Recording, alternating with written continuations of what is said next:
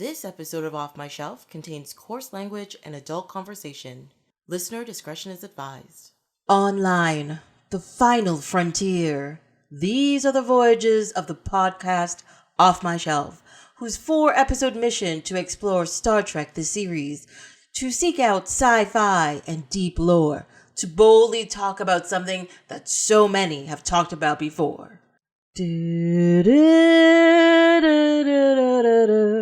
Ba ba ba ba ba ba ba.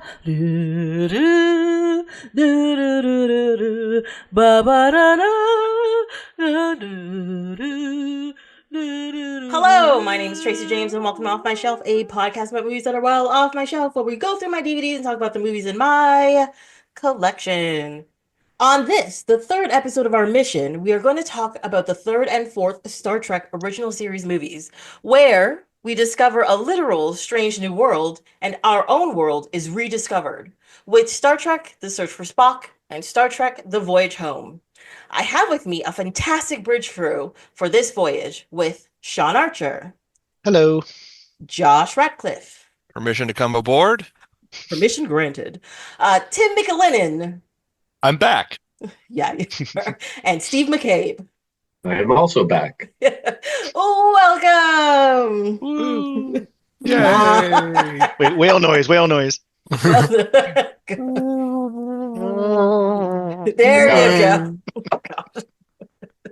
I mean, we deserve that when talking about these movies. It's fine. Not that, maybe I should save this, but do you guys know how they made those whale noises? I maybe went a little too deep. Are they not real?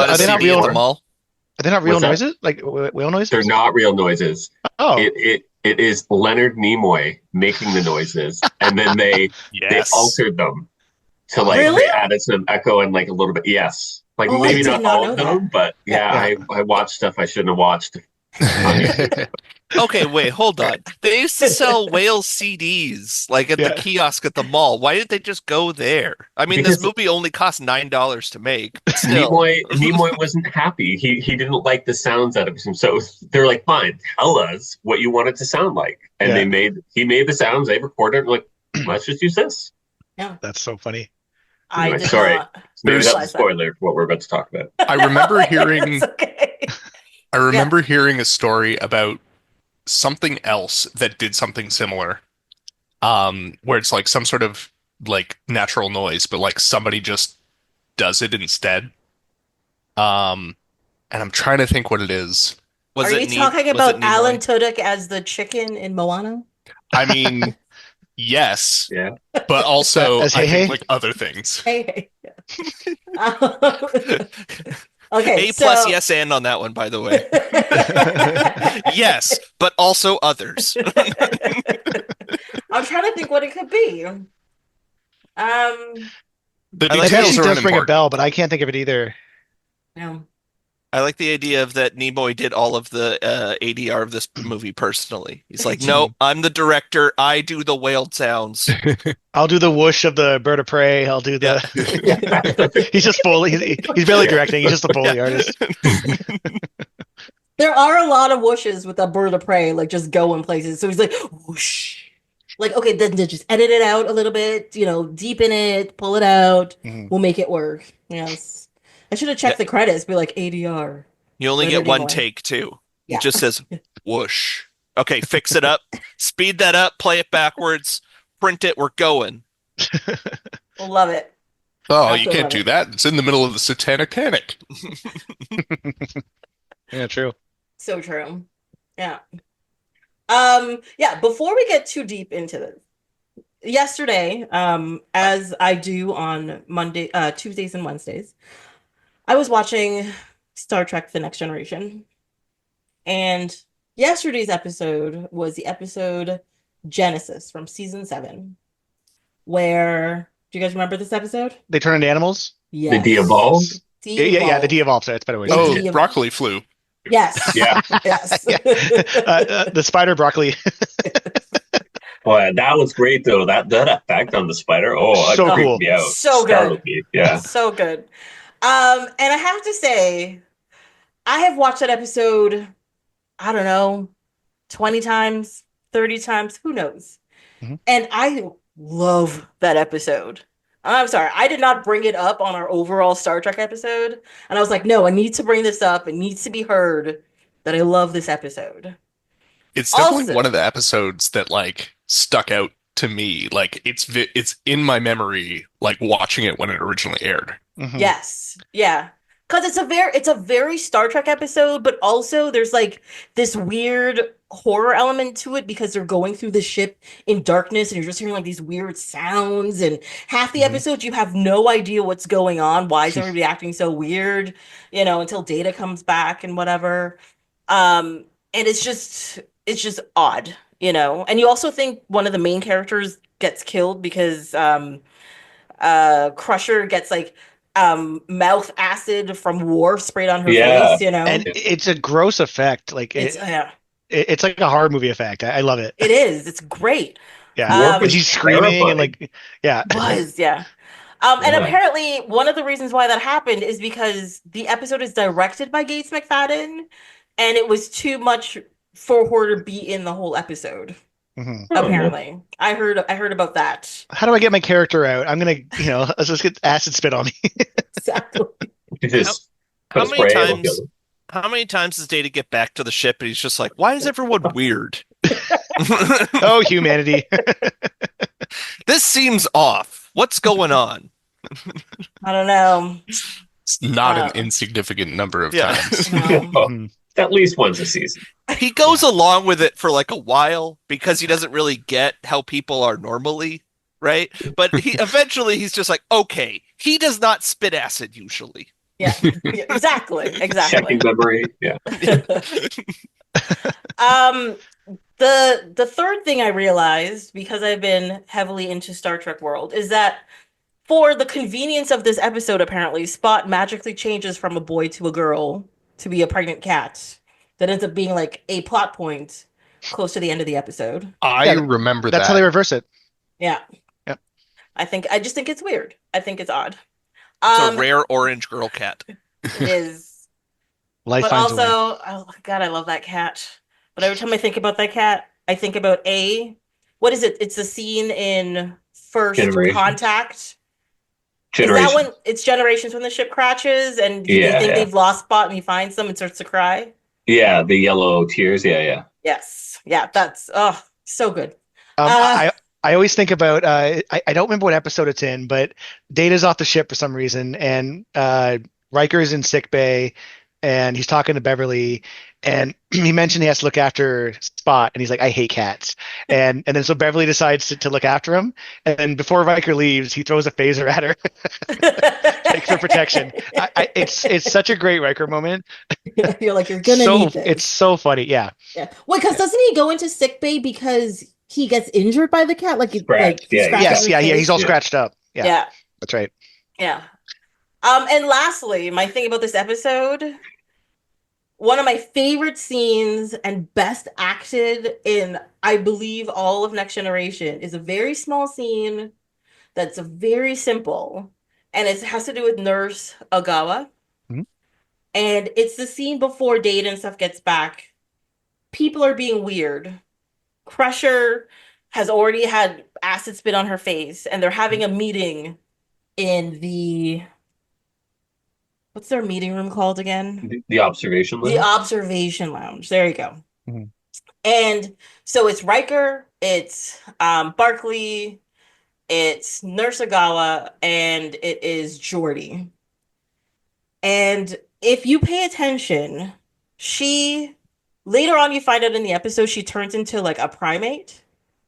But in that scene, she Yeah. subtly acts primate Hmm. mannerisms. Yeah, You she has know? her like fists on the table, like Yes. just the way she's leaning, but it's not like overemphasizing it. Yeah. Yeah, and she is so fantastic. I don't know why, but every time that scene happens, she just pops out at me, and I'm like, oh my God, you're doing such a good job at this. Why don't they have you in more episodes? But yes, I love that episode, and I just had to bring it up. Yeah. Must You have know, been- I think she passed away recently. I just looked it up to confirm. Yeah, she passed away in August, What? sadly. Yeah. 70. Oh no. Yeah. Oh. Also, 70 though. Like Yeah. even for TNG, she looked way younger than she must Oh, have agreed. been. I was a little Yeah. shocked by that. So Yeah. how old is the main cast? Are they in their They're not in their 80s, right? Like Patrick Patrick Stewart is. is. Well, I mean, sorry, Yeah. he is, but I mean everybody else. Like, probably That in their is a good 60s question. or 70s. yeah, okay, Yeah. Yeah, they're up Yeah, there. I think. Yeah, yeah, 70 kind of shocked me. Yeah, because even I think yeah, 70s.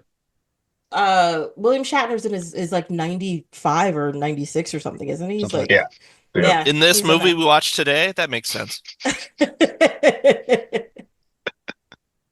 that. Well, I'm gonna be mean today. why Yeah. are you gonna be mean? This is We were talking at work, impossible. and Josh and I like these movies, and I love them. Yeah. Speaking of movies we watched today, Yes. Oh yeah, good segue. Well, I mean, technically, these are part 2 and 3 of the middle trilogy in the Star Trek original series movies, Mhm. which I kind of enjoy.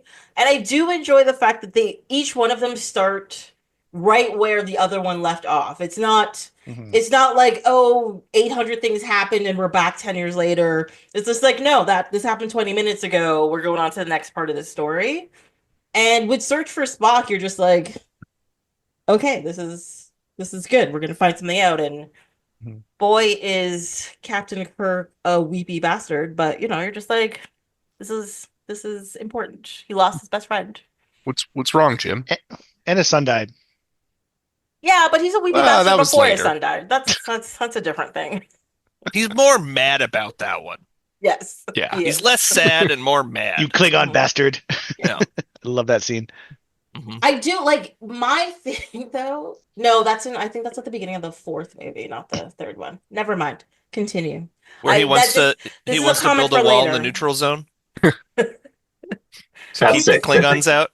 Yeah, that's 6 for sure. Yeah, Yeah, yeah. okay. Yes. Yeah. Yeah. For sure. So what do we think? We're gonna skip Josh because we don't want to hear what he has to say about this. Let's talk to Sean. Sean, what do you think? What do you think about Search for Spock? I really like this movie. It has its flaws for sure, but I think it's a really fun movie to watch. Agreed. I was shocked how much I liked it. It's one of my favorite of the old Star Trek movies. Really? Really? Yeah, okay, and I get it. Like the sets are kind of bad. It looks cheap in certain parts. The special effects are definitely a step down from the first 2 movies. Mhm. But I love Christopher Lloyd as Krog, Krug. I Kroll? think it's Kroll, something like that. It starts with a K. And also this movie sets up Klingons for Next Generation. Yes. Well, this and Yes. Undiscovered Country, because if you watch the Klingons in the original series, they're just white guys in not blackface, but like It's blackface. yeah, it is, I guess. And they don't really talk about like I've only watched those episodes once or twice, so I don't know it that well. But there's no honor. Like I don't remember any of that. Like they're just to me generic bad guys. Their ship looks cool, but that's about it. And then the movies to me really set up the Klingons going forward, who are probably my favorite race or one of my favorite in Star Trek. Yeah. We don't talk about their transformation though. We're No, not allowed. Like that's Yeah. just Yeah, Worf says that in Next Generation. We- Sorry, in Deep Space that's- Nine. He's nine. don't like to talk That's- about it. That's what happens when you deal in eugenics. Mhm. Yeah. Yeah.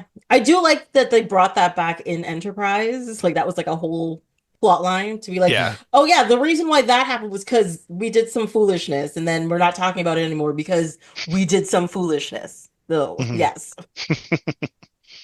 So overall, I really like this movie. I know it gets shit on, and what's that rule? It's the even movies are good. Yeah. Yeah. I think Nemesis. yes, except Nemesis, and I think this one breaks that as well. But I don't know if people are gonna agree with me here. It doesn't sound like it.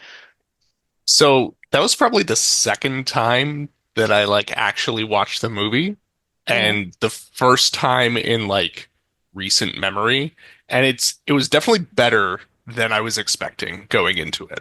Mhm. Yeah. It was definitely rough. And like you said, some of the sets were a little dicey, Yeah. but it was definitely better than I was expecting. Yeah.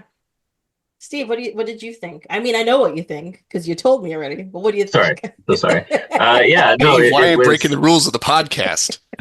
Yeah, you're breaking it was kayfabe over more here. like a teaser, It was like a preamble. Yeah. I liked it. I agree. It kind of bucks the, every other one being bad trend. I don't think it's the best one, but it's definitely, I guess it's the best of the worst ones, if that makes sense. Yeah, yeah. Um, it did. There's a lot of it that makes me laugh, and a lot of it that changes. Like the set for the bridge has got to be the same as it was for First Contact, but it looks so much worse. And I think it's just like some choices they made in framing. Like I noticed the whole start of the movie, there were really low angles on the bridge, and you saw like all the really cheap set dressing because they thought nobody was going to see it. Mhm. So I think that took away from it. But it felt more like an episode of Star Trek than like a movie, I guess. Uh, Yeah, yeah, that's probably like we said, a budgetary issue because they yeah, didn't have the same kind of money they had for the other. Surprisingly, after Wrath of Khan, I would think they'd get more yeah, money, but I don't think they got that much more money. But this was also like a much bigger movie than the other yeah. movie, you know? Yeah. Mhm. I feel like So, Rathacon is bigger, like it's grander in scale, just because, and the music, like I thought the music for this one kind of like was, it's not the best of the Star Trek ones. Talk Yeah, about Star Trek yeah, more, but that's really fair. Yeah, I yeah. didn't think of that. yeah. The opening credits are boring. Like they're Yeah. just really like, I mean, not that there's always stuff going on, but it's usually the music's like, yeah, okay, we're gonna watch Star Trek. So Yeah. I commented last time that I didn't really like hear anything listening to the Wrath of Khan soundtrack. Yeah. And so I rewatched it.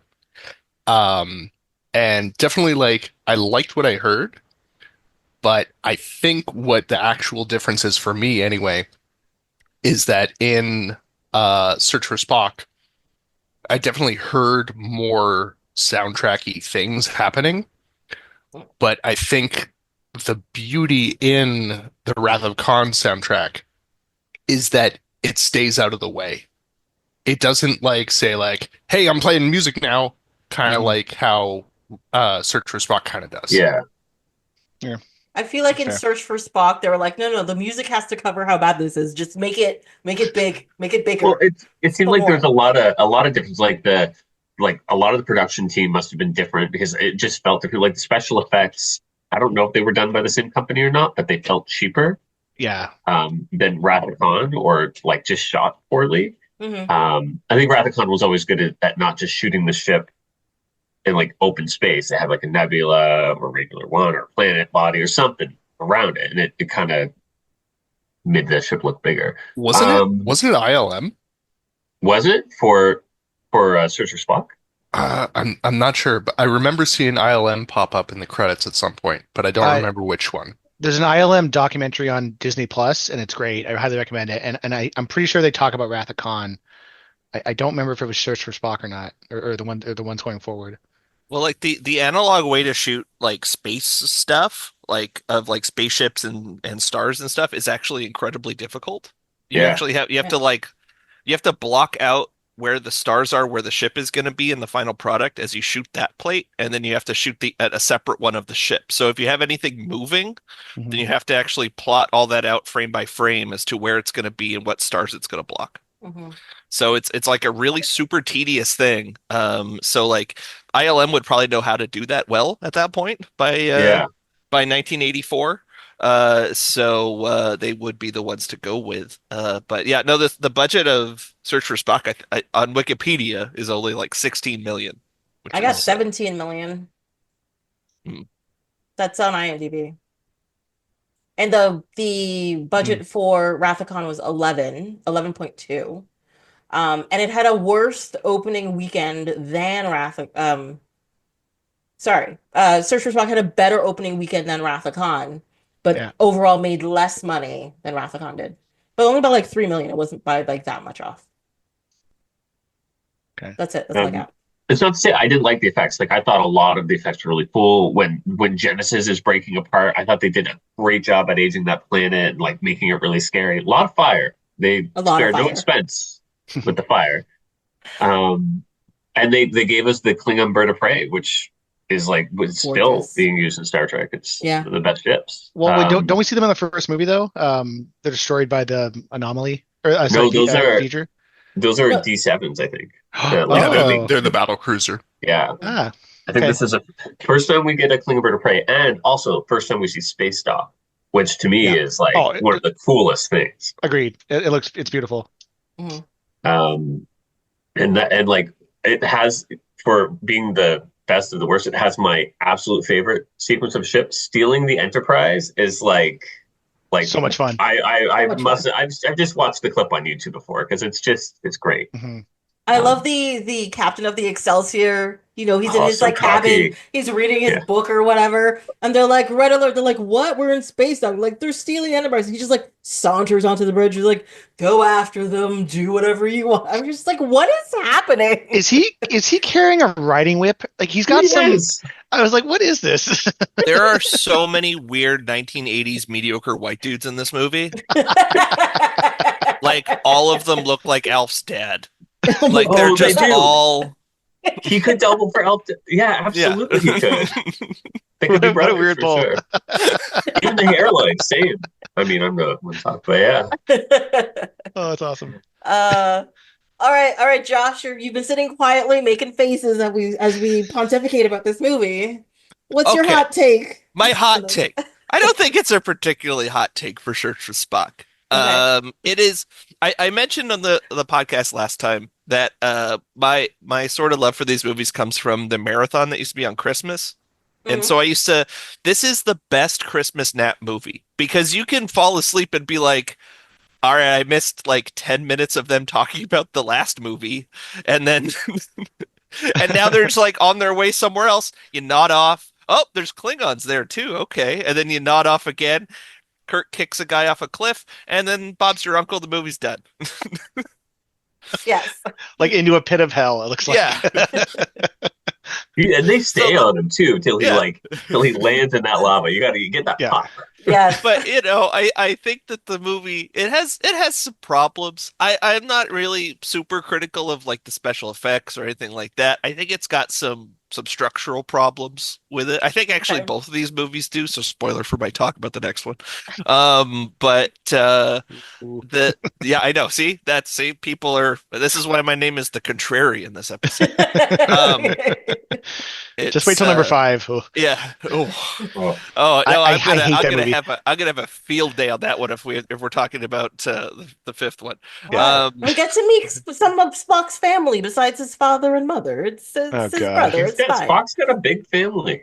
Big Apparently, family. they're apparently adopting random people places Yeah. too. So, oh well. Oh, the fifth one's directed by Shatner too. So Yes. And Yeah, speaking of Kitty budget directs. cuts, Yeah. its budget was cut so much. But apparently Uh, the reason apparently he didn't want to do 4, and the reason why Yeah. he signed up for 4 is that they said he could direct 5. So, meh, yeah, He was pissed Nimoy got to do 2 and he didn't get any. yeah. Sounds like Shatner. Yeah. yeah. So I mean, it's. I don't think it's like I think the cardinal sin of this movie is that it's boring. Like, and which I'm on record to say, Search for Spock. It's kind of boring. I've been on the record saying like that's not a game killer for me, right? Like Yeah. it's just not my favorite one. It is. I don't find to be hateful. I don't find either of these movies to be hateful. But yeah, not my favorite. Yeah. But I have a page of notes. I got funny little jokes to do. Okay. Doing my whole thing. So I just have random complaints, and I have all puppy twice in this, so it's fine. is it Oh, for the super wet puppet? Is it the It's the Targ? Targ? Yeah, Targ, it's I for the see. Targ. Yeah. It's like it's the same as Porthos and stuff. Dude was just like, "Hey, I brought my puppy with me. We're gonna live." And then they attack the ship, and he dies. And you could see the like John Wickian anger. I think that's why he goes crazy when he gets on the planet. Is like, "I'm gonna kill you no matter what," because like you killed my dog. You have to die.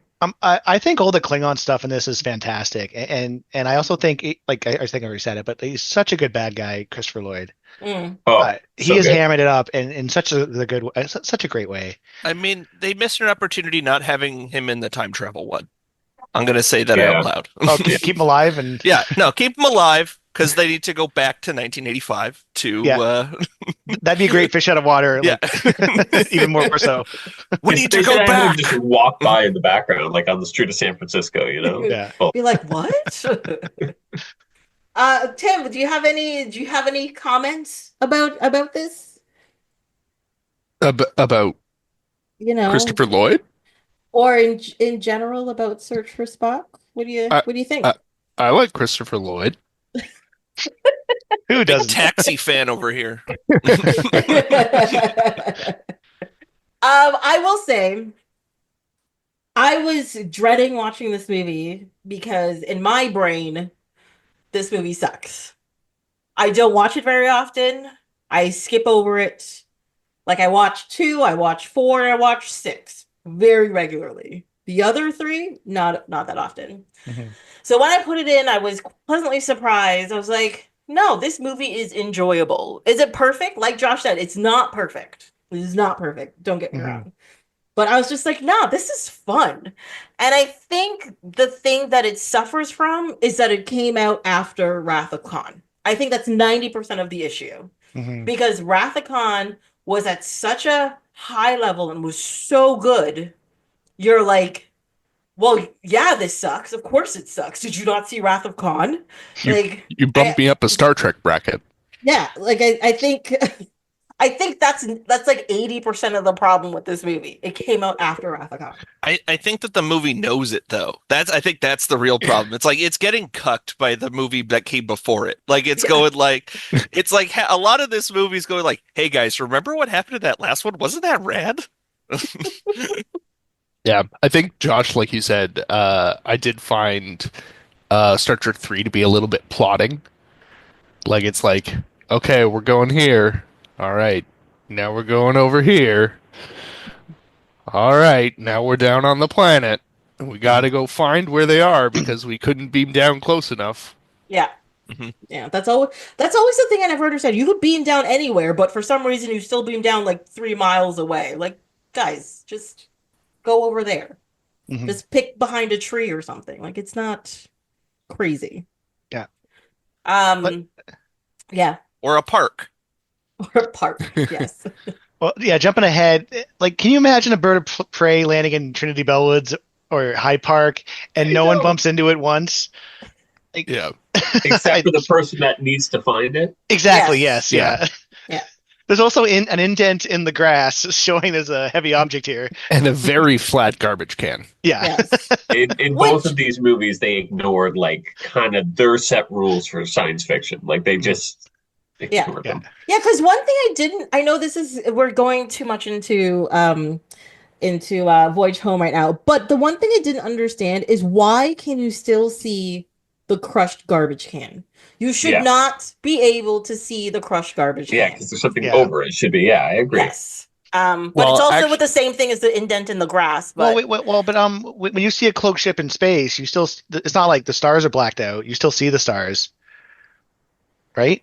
Like, unless I'm That's Yeah. misremembering. true. You can see through it, I guess. Yeah, Yeah. like they have some kind of technology to, Okay, yeah, but my so thing more has so you to can't do look out with a the fact porthole that and find it's it. yeah, I mean, I guess, but I still feel like the logic doesn't fit No, it specifically doesn't in make that sense. situation. yeah, It should be like a flat black patch. yeah, I was That's just gonna the say, like, assuming that there are cameras Mhm. on the other side of the ship, and you project like a hologram over top of the front of the ship, the cameras have no light because they're just smushed up into the grass. Yeah, So it there's should nothing just to be like a reflect black off of. spot. Exactly. Yeah. But it looks cool, doesn't it? Like, like I really love I love the I mean I was complaining about it, but I love the cloak ship in the park. Like when Yeah. Scotty's poking out of it trying to get the Yeah. the Yeah. Yeah, they got The the plastic Kiwi in and- dropping the stuff in. Yeah. I'm yeah, A lot of sorry, I love all that simple stuff. effects. Yeah. it's transparent aluminum, not plastic. Thank you very My bad. much. Oh my god, I absolutely love how Scotty's like, who cares? Like maybe he did invent it. I don't know. Yeah. I That like means that it's still plot gonna is exist in the future. Yeah. that plot point is just explained away by them not knowing history properly. Yeah. Like, I don't know. It could be. Yeah. Yeah, it is. We're That is not one of my gonna- that's one of my favorite Star Trek tropes is whenever they do go back in time. Like Tom Paris in Voyager is a great example of like he's supposed to be like a 20th century expert, but he gets little things wrong, and like Kirk getting LSD wrong and calling it LDS, Yeah. Oh yeah. and it just like little things like that. I love that. Oh, he was talking about the Mormons. Yeah. You know, I thought that line in that movie, do you think they changed that just so he didn't say LST? like that's the way. Like they made it a joke, but they didn't say Mhm. LSD, so then nobody Yeah. complained. Now there's no drugs in it. Okay, got it. Yeah. Yeah. Yes, yeah. I Probably. mean, they do drink Michelob at the restaurant, so I Oh my don't God. know. Okay. But Oh, he is it thinks it's Michelob? gross. Yeah, Does he Kirk think does it's look at it gross, or weird. does he like it? Like he's never had actual It's alcohol. not synthahol, yeah. Yeah. Yeah. So is he like, ooh? Like he does kind of give it a look. It's like, what's this No, one's but got kick. he does drink Romulan ale pretty regularly. Oh, So good point. I don't know. Yeah. Just Yeah. I would like hope me Roman last did. episode. Yeah. That's not synthahol. No. Yeah. Well, just to trigger Tracy and talking about more of technical stuff, does the Universal Translator work while they're in 1980 San Francisco? Because there was a couple yelling in Chinese. Apparently not, because So Oh. shouldn't that switch over then? yes, I absolutely agree with you. I think it's They- really annoying.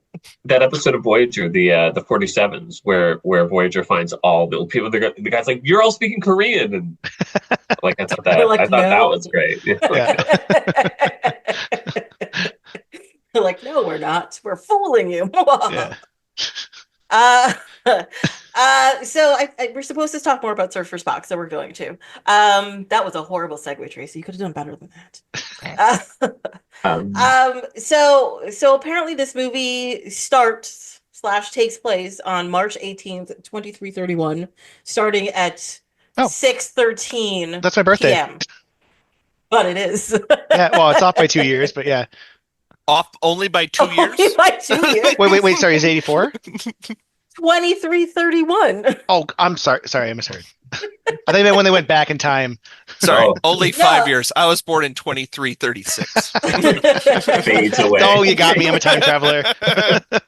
We need to go back, Marty. Yeah, because so in Search for Spock, they throw up a star date like when it's happening, and it's 8210.3, which apparently March 18, How do you 2331. read a star date? I've never understood it. Look, there's a website I go to. Yeah, I put in the star date, and it pops out a date at me. You don't That's have that how it is. bookmarked on your computer, Sean? I do now. I thought you were a Star Trek fan. Just take my Star Trek card and rip it up. Yeah.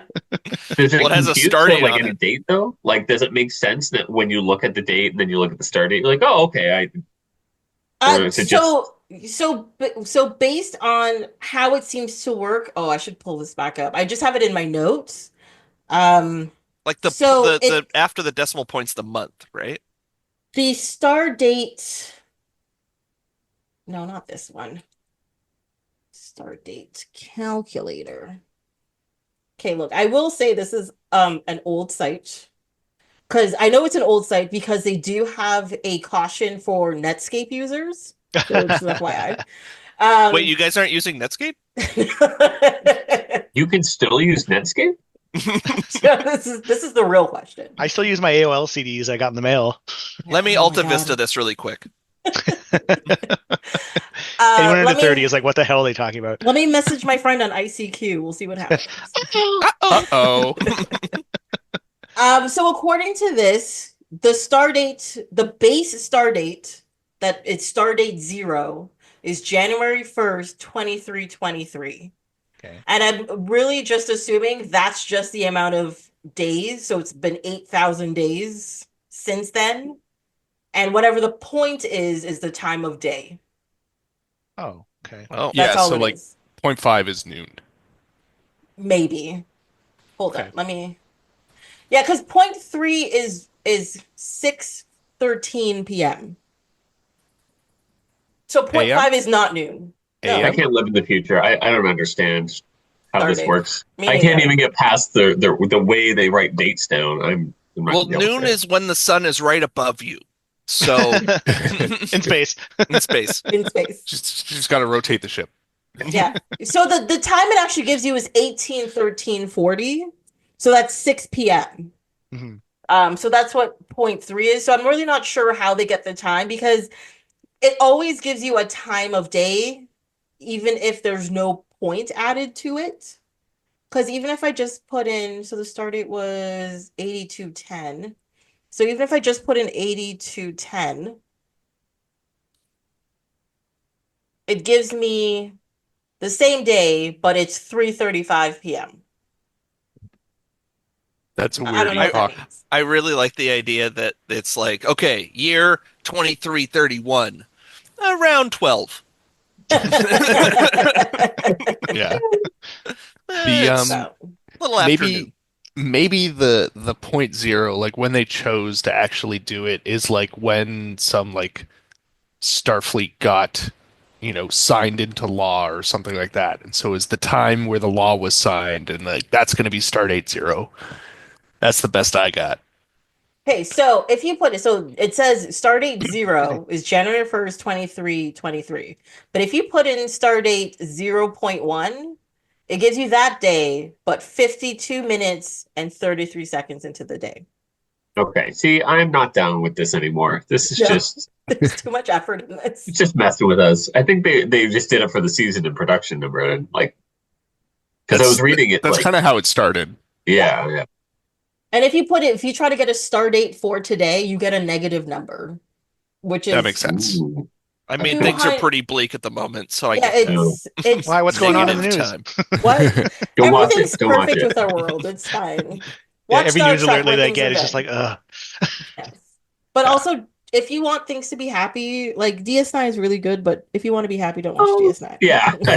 Sorry, I was like you said happy in the DS9. I was like, No. If you don't want Miles O'Brien to be Yeah. happy, I then was just you about watch to, yeah. DS9. But what if I love watching Miles O'Brien get tortured? Well, then definitely watch DS9. Which I don't, but yes. like, but who on DS9 did? Like, who did somebody just not like Colin? Like, were they just like, you know what? We're gonna do a lot of real mean shit to you. Yeah. Well, the thing is, I remember when DS9 was starting, and everybody's just like, who the hell is O'Brien? How is he getting a spin-off? This is crazy." I thought it was Oh. amazing. Yeah. I love O'Brien. Well, Everyone knows it And as the Keiko. O'Brien spin-off show. yeah, I know. I was gonna say, it's not like it's Star Trek O'Brien.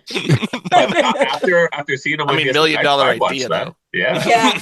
Yeah, I definitely watched it. I want to see all of There's the accidents that happen, when he's beaming people places, and he just doesn't tell people sometimes. He's Yeah. like, "Well, who are you talking about? I don't know this person." Well, that's there's crazy. there's a comic called like O'Brien at Work or something Yeah. like that. Yes. Yeah. It is a cartoon strip that is the best at showing just nothing behind the eyes. Yeah. There's Yes. just an Yeah. existential dread in these tiny little dots on O'Brien's face. I just love every time they use a shuttlecraft and it just shows his face. It's like, oh. Yeah. Too much interference. Done. Another thing I had warned you about in the last episode was that I was going to talk a lot about the fashion in these two movies. Oh my God. Yes. Sulu. Are Sulu we is talking off about the... casual Sulu? Yeah. No, I'll Okay. wear my coat as a cloak.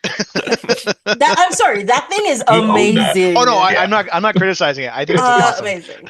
But he's also the only one. Well, no, I think Kirk does as well. Like at the very end of the movie, but his casual attire stays the same all the way through Search for Spock and Voyage Home, where all of the other people get a costume change. All of them.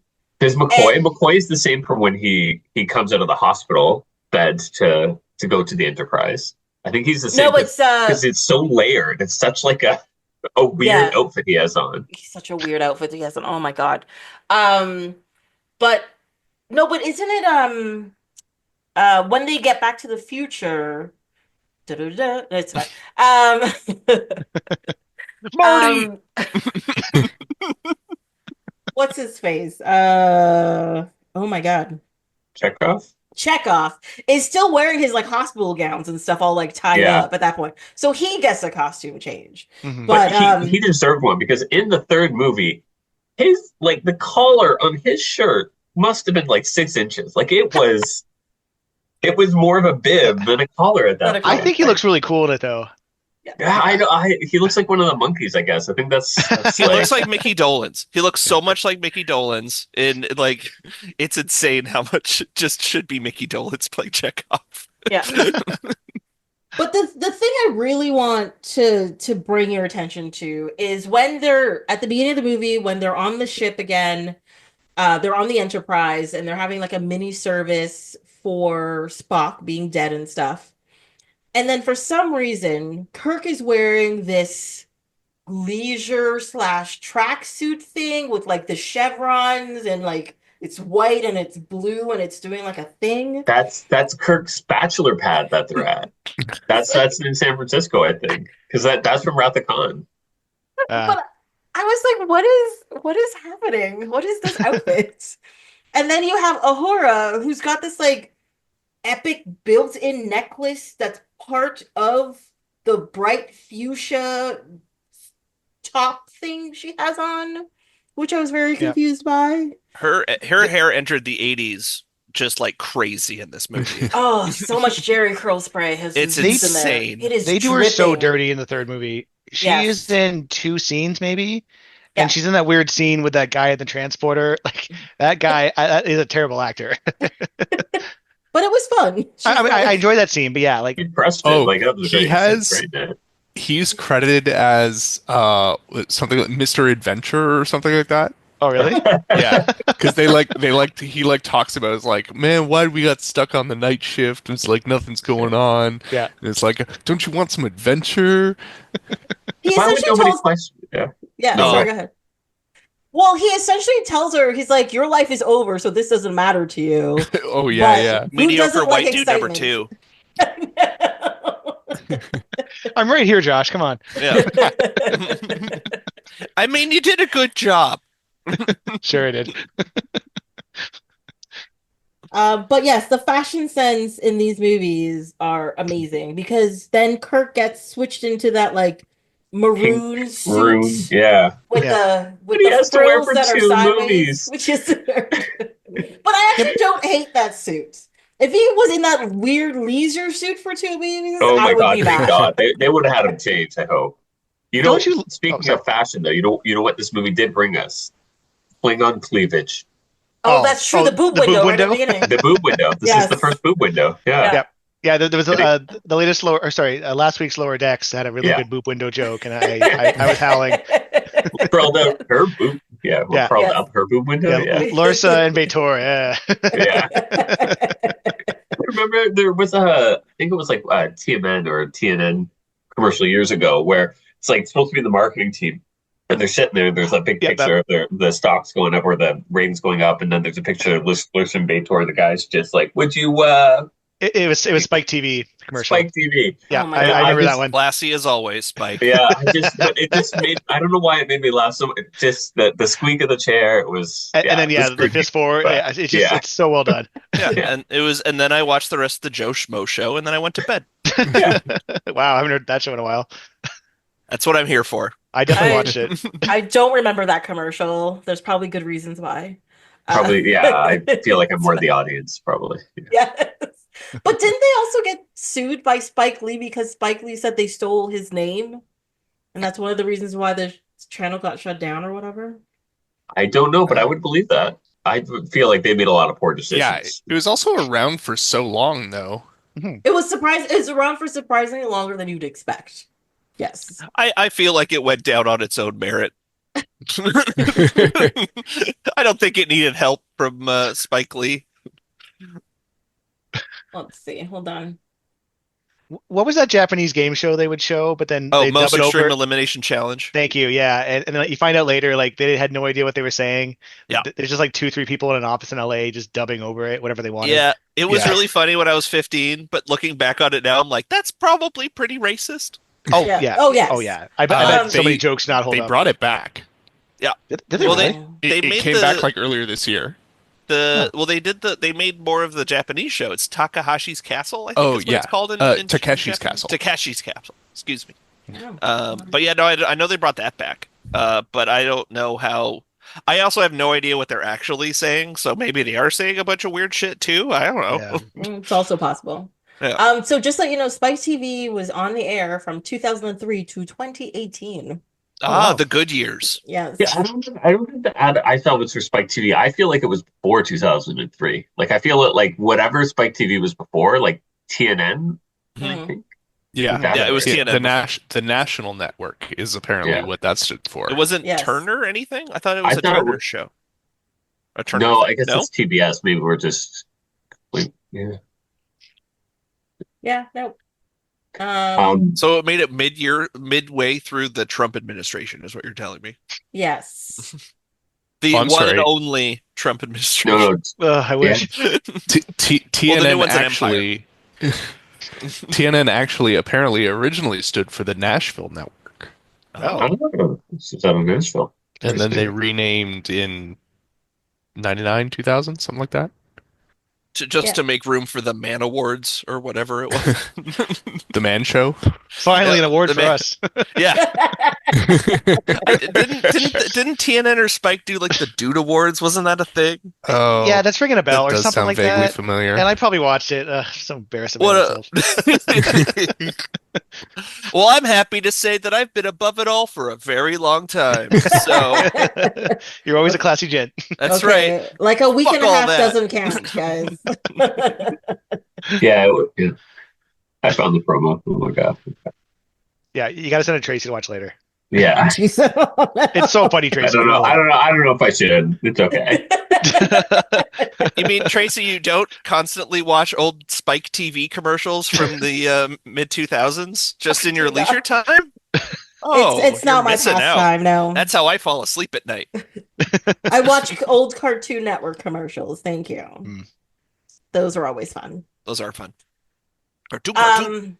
But yes, we are gonna get back to Sulu's outfit though. But his like cape / jacket leather thing with his kimono, you know, seafoam green kimono shirt, amazing. That's it. He That's all I looks got. awesome.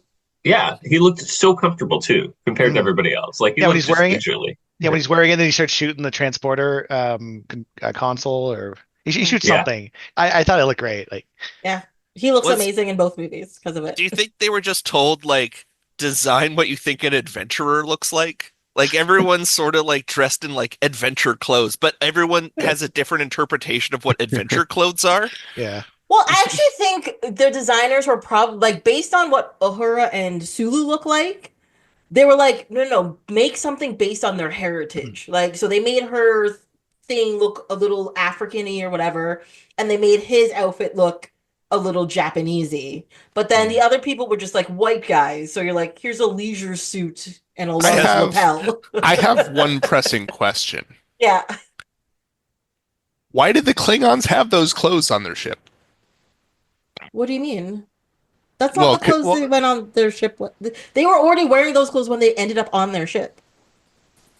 Like in Star Trek 3? Yeah. They were wearing those? Yeah. Yeah, that's what they wore. yeah. Steal the When they Enterprise. steal the Yeah. ship, they're wearing casual clothes. You're not Oh, allowed okay. to wear your uniform when you're committing treason. Right.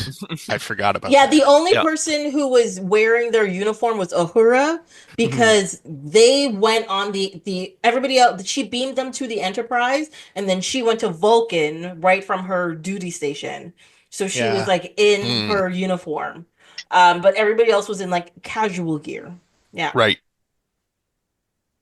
Now, do you think when they were designing the costumes, they used the terms Japanesey and African-y? 100% they did. 100%. Not in the 80s. What are you talking about? It would have been a little more blunt. About it, yes. Oh, yeah. Yeah. That's What, that you don't- San Francisco liberal talk. You don't like my technical terms for things? Like, come on. I have a note that you could really see Kirk's eye makeup in this movie. Oh, really? Mm. Oh, I didn't Yeah, catch I think that. in the first, maybe in the first bit of it, but yeah, it's early. No, it must have been during the scene because I have a note about Chekhov's giant ass collar, and then like really Yeah. see. I actually say it's distracting. It was distracting me. The only fashion note I wrote down that I can see here, and I'm so happy. I'm hoping it comes back again. But those stupid security helmets Oh show up my again. god. Yeah. I like have the that note 1920s too. football helmet show up Yeah. again when they go to Spock's quarters. Oh, I laugh so hard. But also they have on like football gear without the t-shirt over it, so it just Yeah. looks dumb.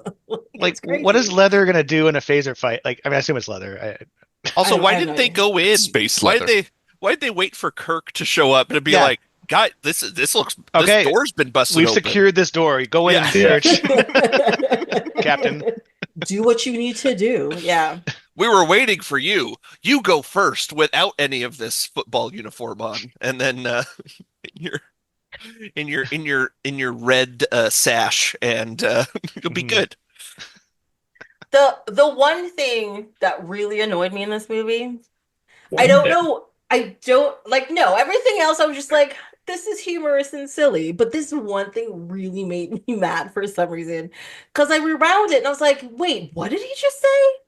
Is when they go and rescue McCoy after he's been arrested, and the security guard is talking to Sulu, and they say they're gonna send this guy to the Federation Funny Farm. Yeah. And I wrote that down. I was like, oh, cops in the future are still assholes. Okay. Like I was like, what the hell? Yeah, we're tolerant of all races, creeds, where you come from, in the galaxy. Yeah. But oh boy, if you've got mental health issues, You're still you can go screwed. to hell. Yeah. Did Gene Roddenberry have anything to do with this one? Was he like even part of it? Because I feel like that specifically would like make him go crazy. Like that is entirely not what Star Trek or the Gene Federation is supposed Roddenberry to be. is credited as one of the writers. Oh, Hmm. that's surprising. Hmm I wonder Because like if they forgot what they're supposed to do. maybe like yeah, because I just thought it was because of the future this is supposed to be, the comet was just so out of place that I Yeah. was just like, wait, what? Like this is wrong. Okay, so I changed my mind. It's just he's given a writer credit because it's based on what he's created. Yeah. Oh, It's written by a guy produces. named Harv Bennett. Oh yeah, he was most of the movies, I think. Like he was Yeah. attached to Star Trek 2, Star He, Trek 3, Yeah. I think he Star Trek wrote 4 as 2 well, and right? 3, I think. Yeah. I think he was the producer of 3 as well. I think Yeah. so. He's like he has, which is a producer slash writer is an odd job. Yeah, you That- don't see that very often. That's not common. But I mean, Star Trek 4 is a film by Leonard Nimoy, which is odd to put at the beginning of a Star Trek Yeah. franchise movie. Yeah. Without those whale sounds, the movies would just fall Nothing. That's flat on why its ass. that's what pushed it over the top. Yeah. That's his true auteur statement is that he gets to he made the whale sounds himself. Mhm. Well done, Uh, Leonard. he does the monologue at the beginning of this one, Mhm. right? Yeah. I also have a note that wrote, I'm imagining he said this, but I don't know for sure. It's when Spock isn't on screen, all the other characters should be asking, "Where's Spock?" I think that's why they look uncomfortable the whole time. Yeah, because they're They're just just like, like, somebody's missing. This isn't right. What's happening?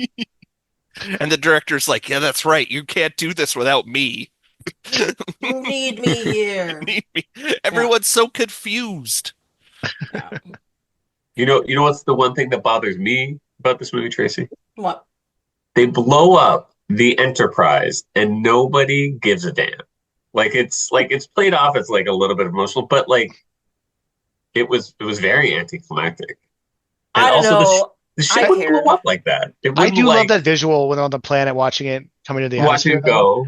I- I just Yeah, because Go it like the way the visuals blow up, it's like an Oreo cookie. Like they Yeah. took off the 2 cookies, And I you're just really like, want some wait. cookies right now.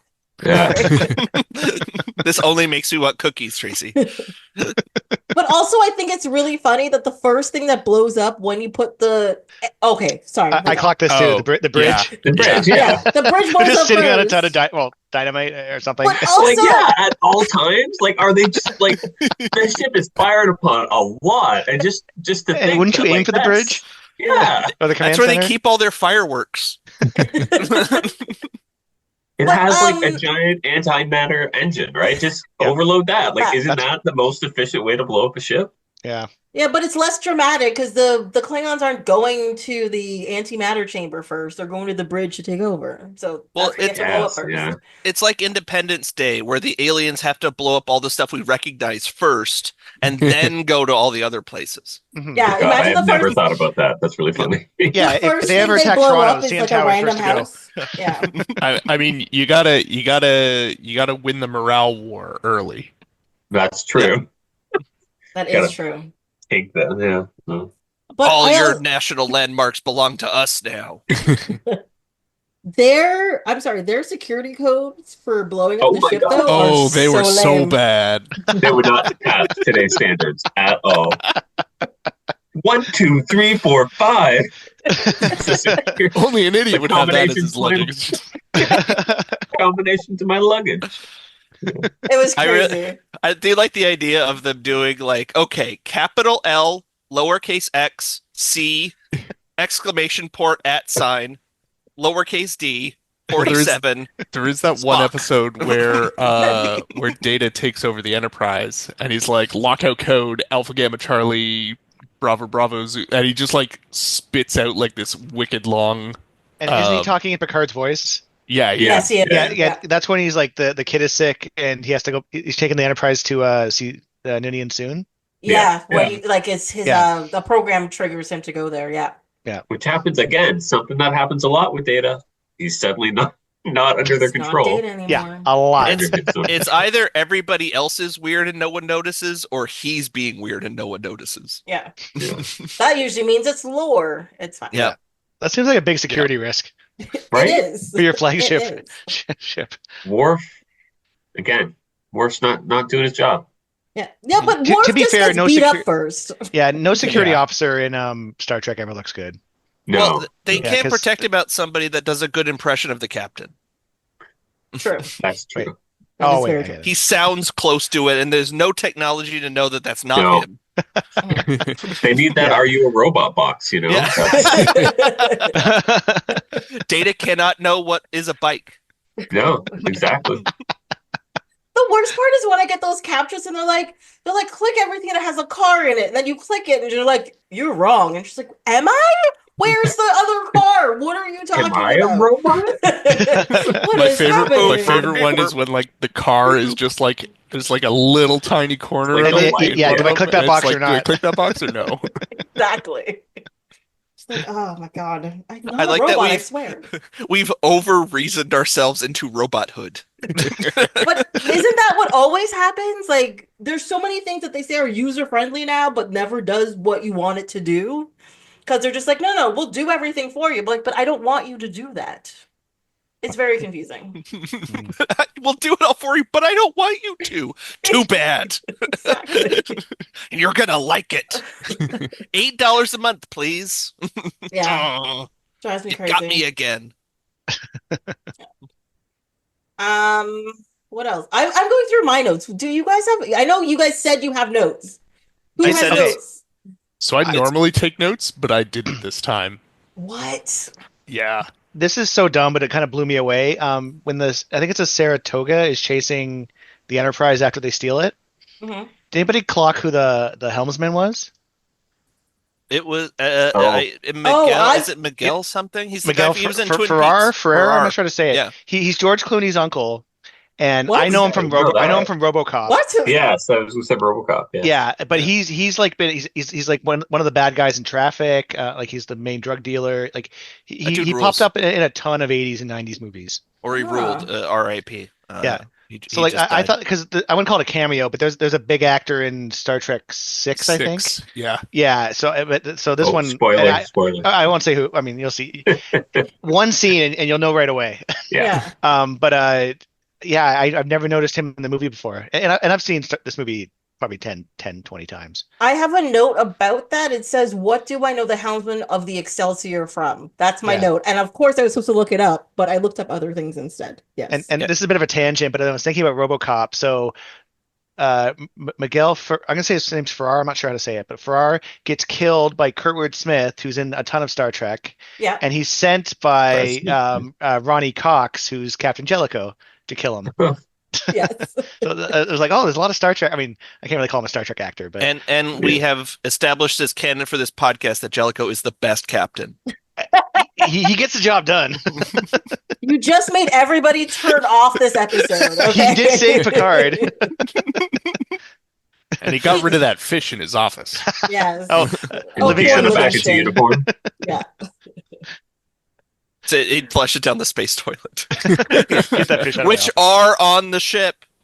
Yes. They mouth. have But, to man, be. his kids are shitty drawers. might be like 4 years old, and he's I'm just just kidding. old for his I- age. I think they're like 17.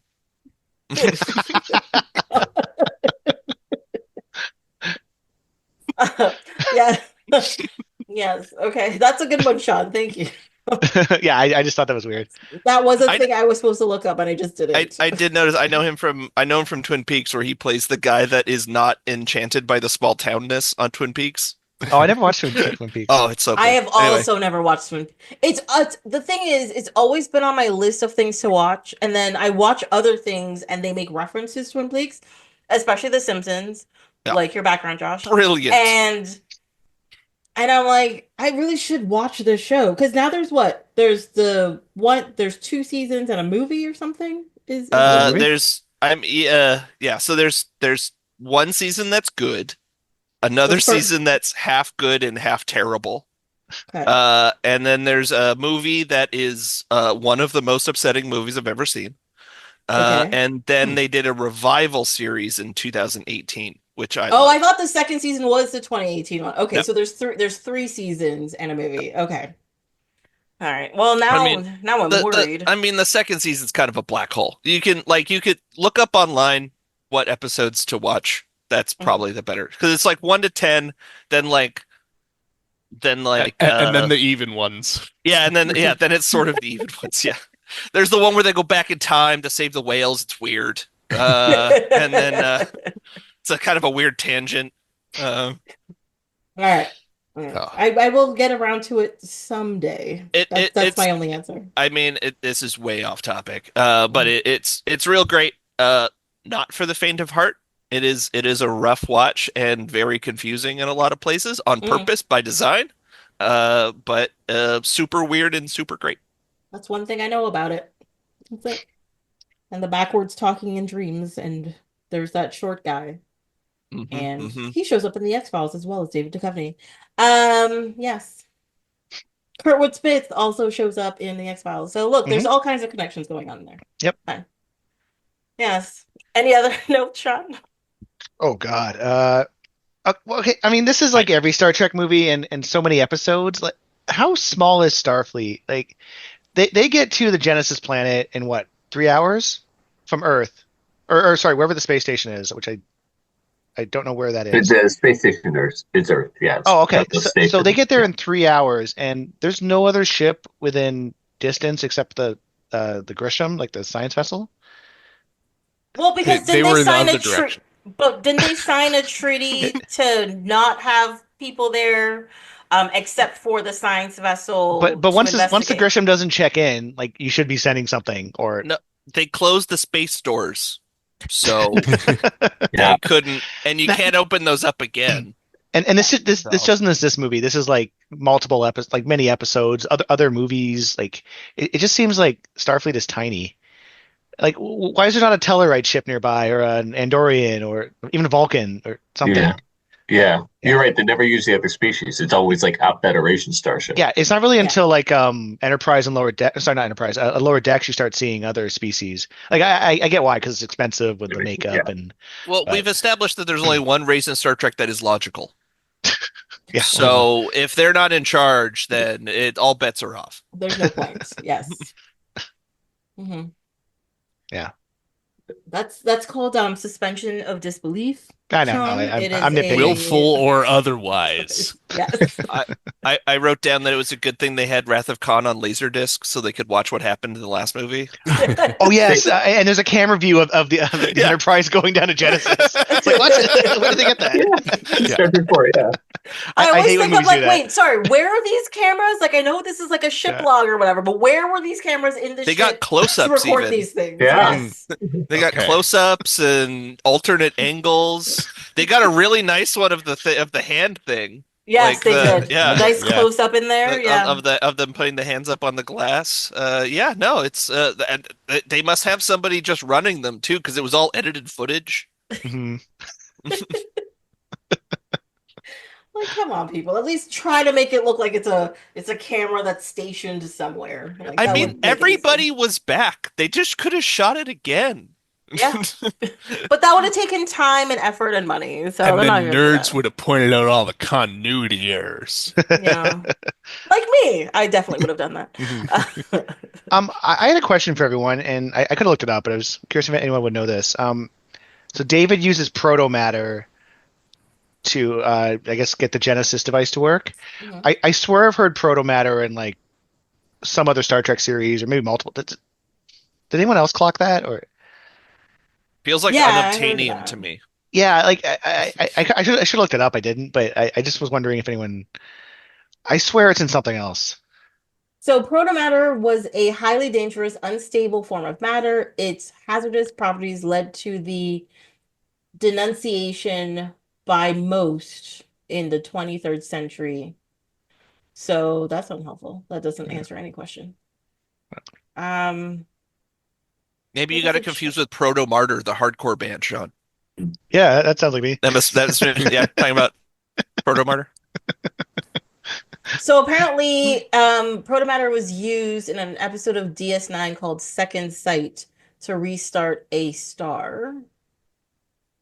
Oh, it's not ringing a bell. I mean, I've Feel seen it, like, but oh, hang on. Is it the Expanse has some like proto Maybe. molecule? proto Proto molecule, Molecule, yeah. molecule, yeah.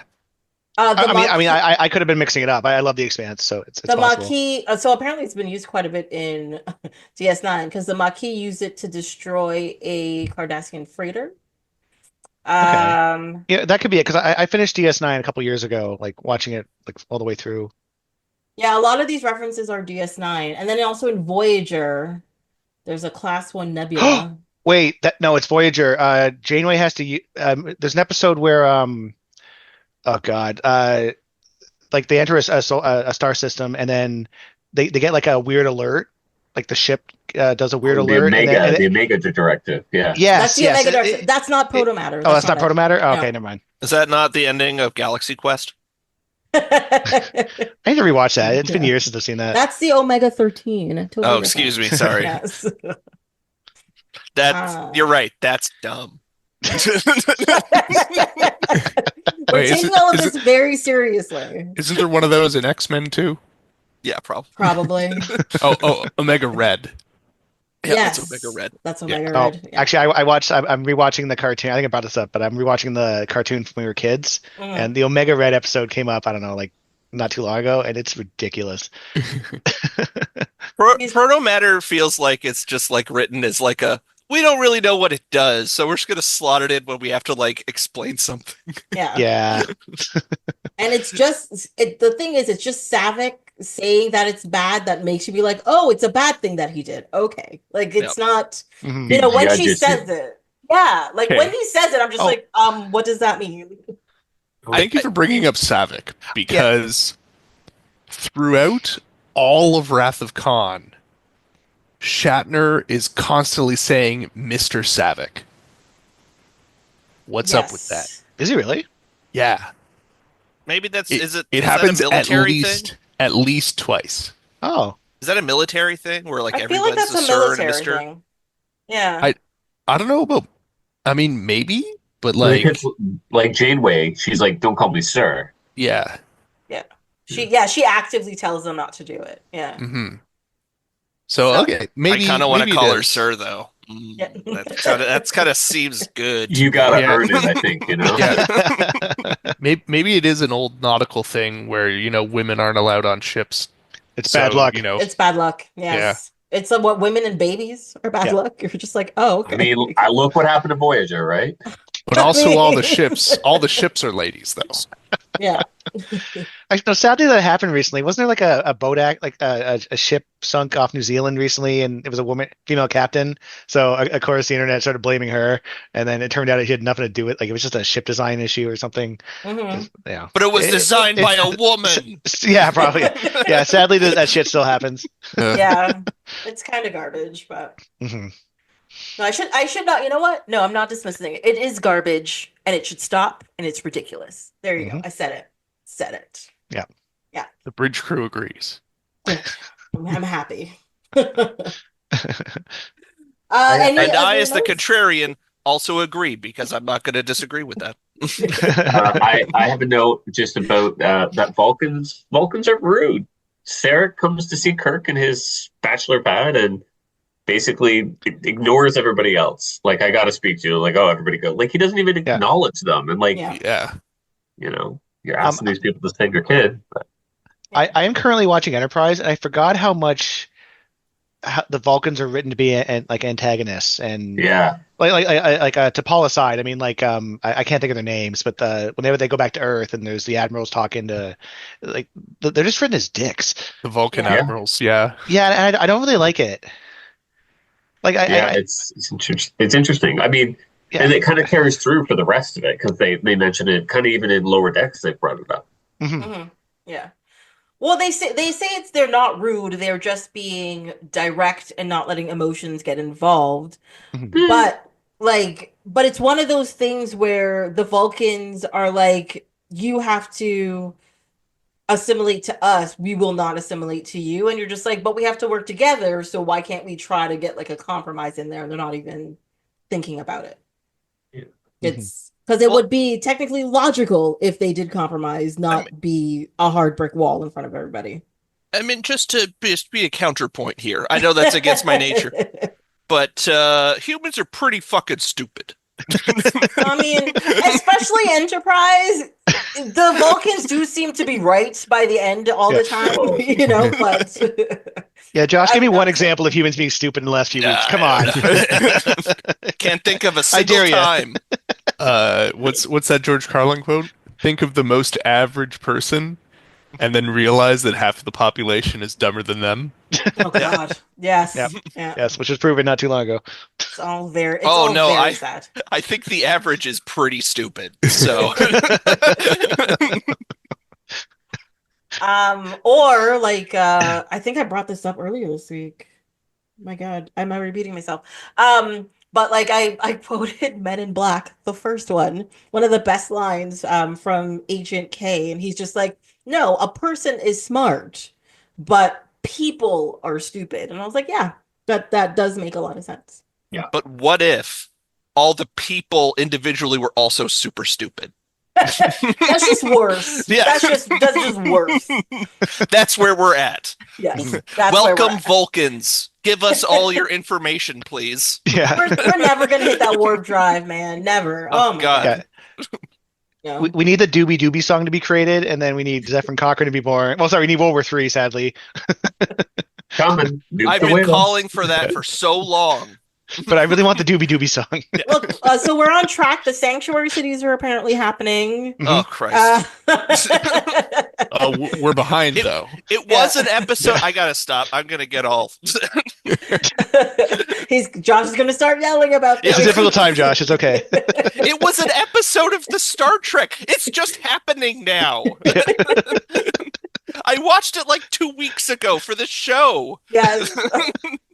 You know how they say Simpsons predicted everything? Now we're finally in the future. Star Trek has predicted everything. Okay. Yeah. Mhm. That's All where the we're at. bad shit that happens in at the beginning of the 21st century. It's just correct. God so damn it. sad. So sad. It is sad. Anybody else have notes they want to bring up about Search So for Spock? they crammed in a backwards talking alien in the bar scene where McCoy's trying to hitch a ride. Yes. And I was like, oh, they're just using the Yoda formula here. Does he tell you who killed Laura Palmer? Yeah. I don't know if this is okay. Like, that was the Fu Manchu alien, right? I With think like so. the weird, Yeah. weird, I'm not sure if that's okay to say. Oh anymore, but yeah, that Yeah. was his makeup was rough. that made me laugh so hard. I remember that guy. That I was mean, the scene did remind me of Star Wars, like Oh, like Luke yeah, all of Skywalker and it, stuff. yeah. It's yeah. Yeah.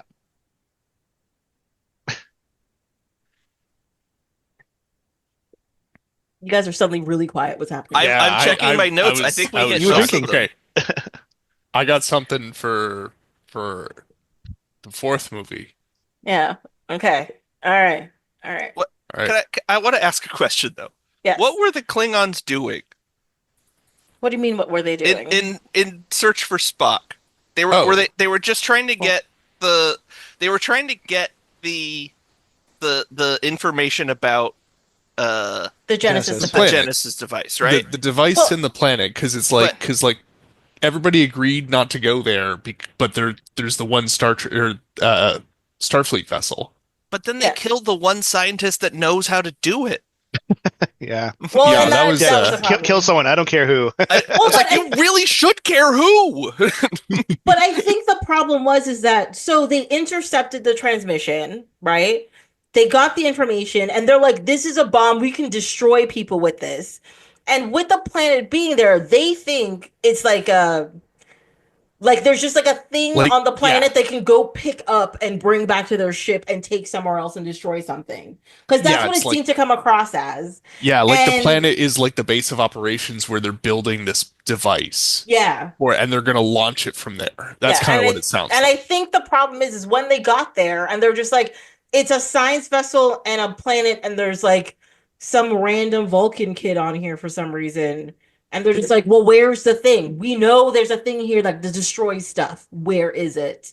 And I think There's- that was the quote unquote logic. But it was supposed to be like, Klingons are dumb. They just want to blow shit up.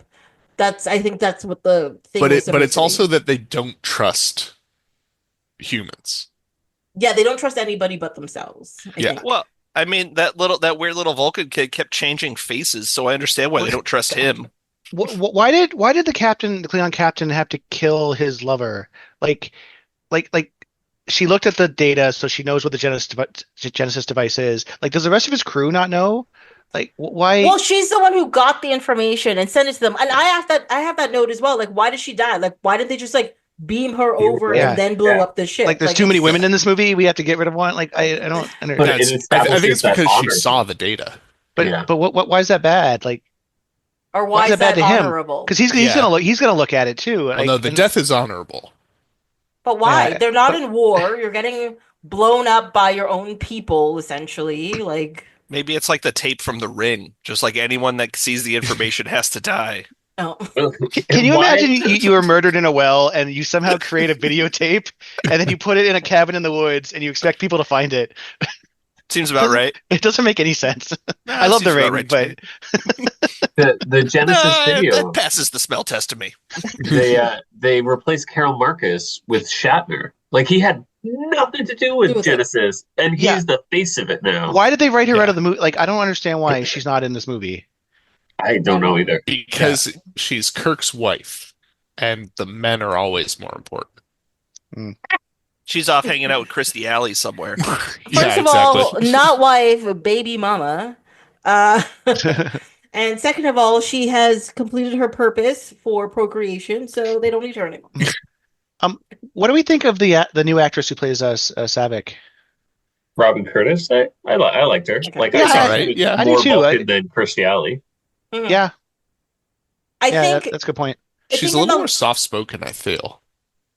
she's also willing to listen more what to people are saying Mhm. than being like just judgy and being like, I'm logical, why are you people being so human? She's just sort Yeah. of like Yeah, going with it. I also wish she was part of the crew in 4. Like, I hate Mhm. they just leave her on Vulcan. I think Yeah. it's funny that she's like, I'm good. Well, no, they got Like, nothing. they Is got she out of Spock, Starfleet now? I don't understand. they got Spock back, so they don't need any more Vulcans. Yeah, I guess. Like, we're One done. is enough. Yeah. Yes. And I got a weird question. Like, when young Spock's going through Pon Far, what is she like? Should I not go there? Nope. Yeah, but you're right. Yeah. Yeah. Like they had the weird they touch and then it cuts away and I'm like, what happened here? This is a PG movie, Sean. Like, They cut away to the trees, wrestle. At least it Yeah. didn't at least it wasn't like a Bond movie where like pans up or like fades to black. train going into a tunnel. Yeah. That is how we all went through puberty, right? We all screamed every night. Oh yes. Pretty much. Okay. That's, my God, that's- Finally, the Oh. dude panel can talk. When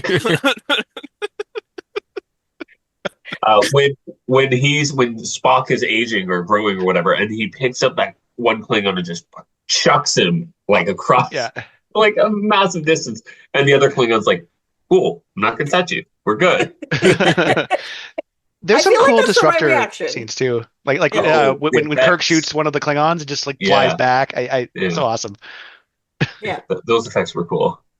I Yeah. do like that means he puts his phaser on stun as the Klingons were just like killing people with theirs. So Yeah. that's a, That's the Starfleet mhm. way. It's a Starfleet way. I love it. Do Klingon disruptors even have a stun setting? Probably not. Yeah. Like the Romulan ones. Could be a useful tool though, Can we Yeah. can we talk about Shatner's cool action movie catchphrase? What is it? I've had enough of you. And Oh, yeah, but he says it like broken up, right? Yeah. Yeah. When did you say that? I can't remember. when he kicks Oh, and he kicks Doc him off the Brown ledge into Oh. hell. into hell. I've had enough of you. So he keeps kicking him in the face over and over Yeah. and over again. Yeah. Yeah. I do want to say one thing was that like at the end of the movie there's just like a train of like logic between Wrath of Khan and this movie where so McCoy like Kirk is like shaking him and he gets a little bit of his memory back and he's like, "You're Jim." Wait, is that this movie or is that the beginning of the next movie? No, it's the end of this It's movie. the end of this Yeah. one, right? Yeah. Yeah, and he asked him if the ship's out of danger, and he's like, of course, don't you remember?" And I was like, "No, he passes Clearly, he Katra. does. He passes Katra on before he saved the ship. Of course, he wouldn't remember that part because that's the memory being put back in his body." Yeah, we're gonna have to send this guy to the funny farm.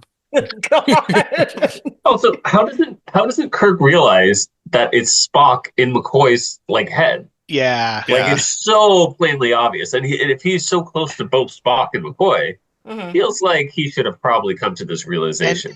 And throughout the movie, the series, he's seen a lot of Vulcan mysticism. So it's Yeah. not like this is like coming out of left field. Like, Yeah. But also, if you're that good friends with somebody, you'd be like, "Hey, how are you?" He's like, "If logic suggests blah blah blah." You'd be like, "What's wrong with you? Yeah. This is wrong. Why do Yeah. you sound like Spock? What's happening?" 35 questions would happen. Like that Yeah. would be. Why are He's got you a real- yelling at me about something? Yeah. He's got Yeah. a real Data's dilemma happening where he's like, something's weird here. What's going on? What's going on? One of us is weird. Which one of us?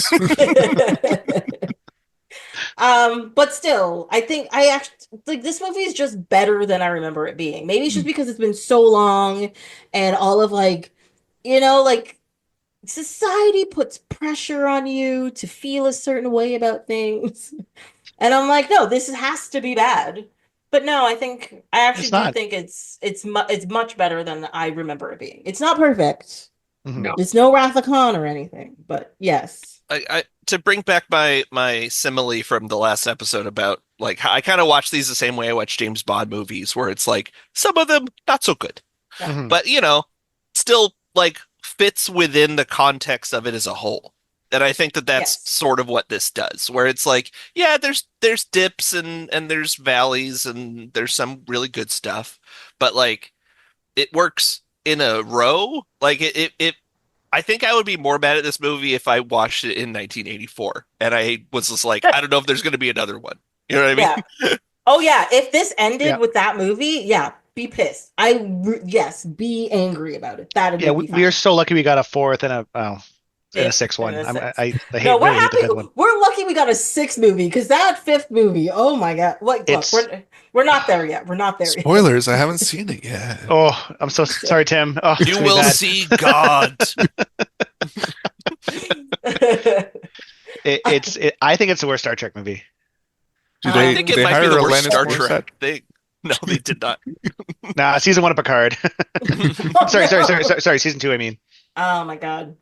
Oh my god, I realized the dumbest thing the other day. And I'm like, I know this has probably been talked about by other people in whatever, but I just realized so in Star Trek, the 2000s one with like Chris Pine and stuff, the Romulan vessel that's a mining vessel comes through because Romulus blows up, right? Mhm.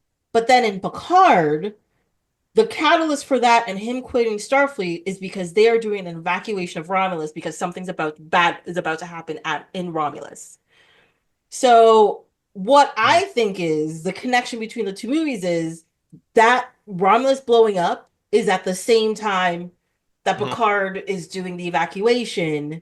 So that's the connection between the Kelvin universe Mhm. and this universe, Mhm. right? That's where it splits. Yeah, Yeah, that's where where the it Yeah, timeline because splits. Eric Bana goes back in time to what?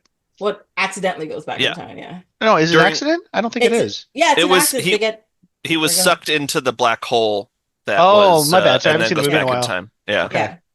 Yeah. But yeah, and then him doing stuff in the past creates the new timeline.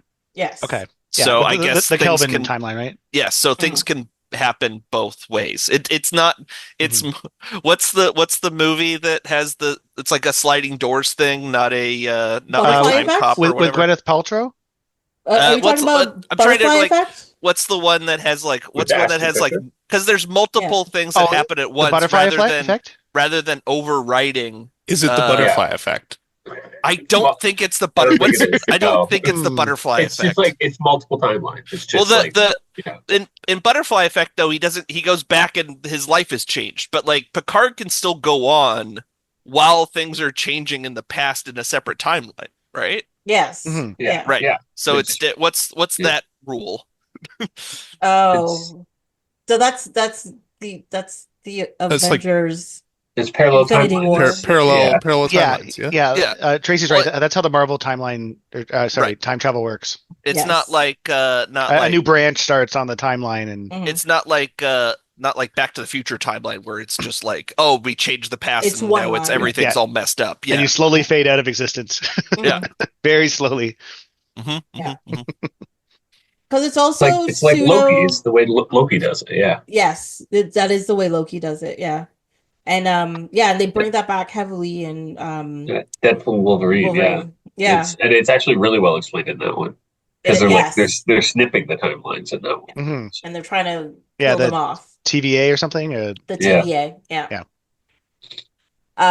What is it? Which Time Variance Agency? Is that something what like it that. is? yeah, Yeah. that's right. that was speaking we had before I think before that we started recording we were talking about local TV stations showing things. One of the ones in Quebec, one of the public like one of the basic channels is called TVA. So I just think of that every time somebody Yeah. says it.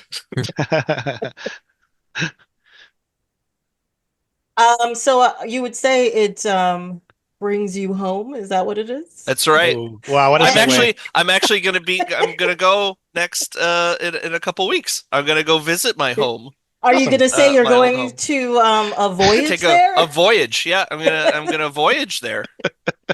What an interesting turn of phrase. Why would you phrase it that way, I wonder. Because the next movie is The Voyage Home, which What? is That was seamless. also directed by Leonard Nimoy, and I will just say, we are just under 2 weeks off of this, but the 38th anniversary of this movie comes up on November 26th of this year. Oh. Yes.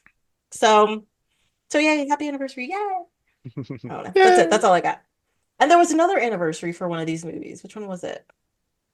That's coming up in like a I feel like minute. the effects have held, considering it's 38 years old. Yeah. I think it looks great. Like Yeah. there's movies from 10 years ago you rewatch and they're awful. Like I will say when Doc Brown gets thrown into some lava, that's a little bit of a dicey green screen action. yeah. Oh, Um, that's number three, and I agree. I agree with you Yeah. there. Yeah. But Oh, I don't know. I think everything else was pretty solid. I mean, they did pretty good at recreating 1985 San Francisco. I don't know why they went to so much effort to make it so painstakingly Yeah, how true to big was form. that set? It looked huge. I will say, Yeah. so I watched the Blu-ray that is probably well, it was after the Chris Pine Star Trek came out. But the like up-res looks really good. Like they're standing Oh. on the street and I'm looking at cars in the background and I'm like that is some Right. very clear photo. Yes. I like it. Which Tracy, mine are what's from your cat doing? 2004. Let's wrap No, up too. He's actually just sleeping on the couch. He looked at me. He's like, "You guys are talking about me now." No, I was actually looking at my box set that I have, and it's from 2004. Ah, Yes. For some reason, I thought it was after the. Is that after the? That's not after the Chris Pine one. No, 2009 was the Chris Pine one. Yeah. So this okay. one's before that one. Is this the long box you have? The It's 10. no, it's only the original series 6. Oh, okay. Yeah. I had those ones, but it had the next gen ones on it too. So it was just like that, but longer. Yeah. No, the next gen movies were not released yet, I want to say. Or were too expensive. Like they were more. Yeah, they wouldn't have been out. Yeah, look, I like my movies and I like buying my DVDs, but I got a deal on every one of them, okay? I didn't pay full price for any of these things. Mhm. We're going to talk about the next gen movies at some point, right? Like when you're done the alphabet, and I mean, we could talk we have about the to. next gen movies within these Star Trek episodes, but also random tangents always happen and they come up. So we'll see. Yeah. Yes. I mean, we gotta pretty talk much about have done all of First Contact by now, right? Like Yeah. we've talked about Zephyr Cochrane for I think an entire hour. At some point, yeah. I did bring up Doobie Doobie, Yeah, exactly. Yeah, the see, greatest song in Star Trek. it's Yeah. like how you can piece together all of the Godfather from Simpsons episodes. It's like sort of like the same thing. Where like there's a First Contact episode just inside all the other episodes. So I think Yeah, just piece one them thing that together. we missed from First Contact, though, and I'm not a question, I guess, is when did the Borg get their like little wires that inject the nanoprobes into your neck? Was that Voyager started that, or was No, that First Contact? I It think was it's First First Contact. Contact. It's Yeah. First Contact. You don't see that in the series, I don't think. No, No. you never see it in TNG. No. You do see it in Voyager, though. Yes. Yeah. Mhm. Voyager started in 1995, and First Contact came out in 96. Oh, So okay. I think Yeah. it just Okay. they started using because they had it. Mhm. That's probably why they're like, let's do a lot of Borg shit now. We did this movie with all this Borg stuff. Yeah. Yeah. Yeah. They Because I even- always they reused some of the footage from First Contact in Voyager at some points, which actually really pissed really? me off because I'm like, they I did not notice. So Yeah. They They reused got- this. Well, Sorry, go even in ahead. his movies, they reuse the space station, I think. Yeah. Yeah, that's and what I was that's gonna say. and that gets used in the Next Next Generation Gen. pilot. oh, yeah, they like Yeah. flip it. Yeah, no, but no, First, they oh, it's use called. of like it's like a shot of the crew. It's like a shot of the like crew of the Enterprise E like backing away from like a Borg drone as like one of Seven's memories, and I'm like, I don't like that doesn't make I don't sense think you were there. Yeah. that she wasn't there, and even if you Actually- say, well, no, she's part of the collective. However, yeah, Oh, highlight. But Yeah. it would have been disconnected because they were in the past, not connected. They were the whole thing in the past. They were trying to connect the collective of that. Mhm.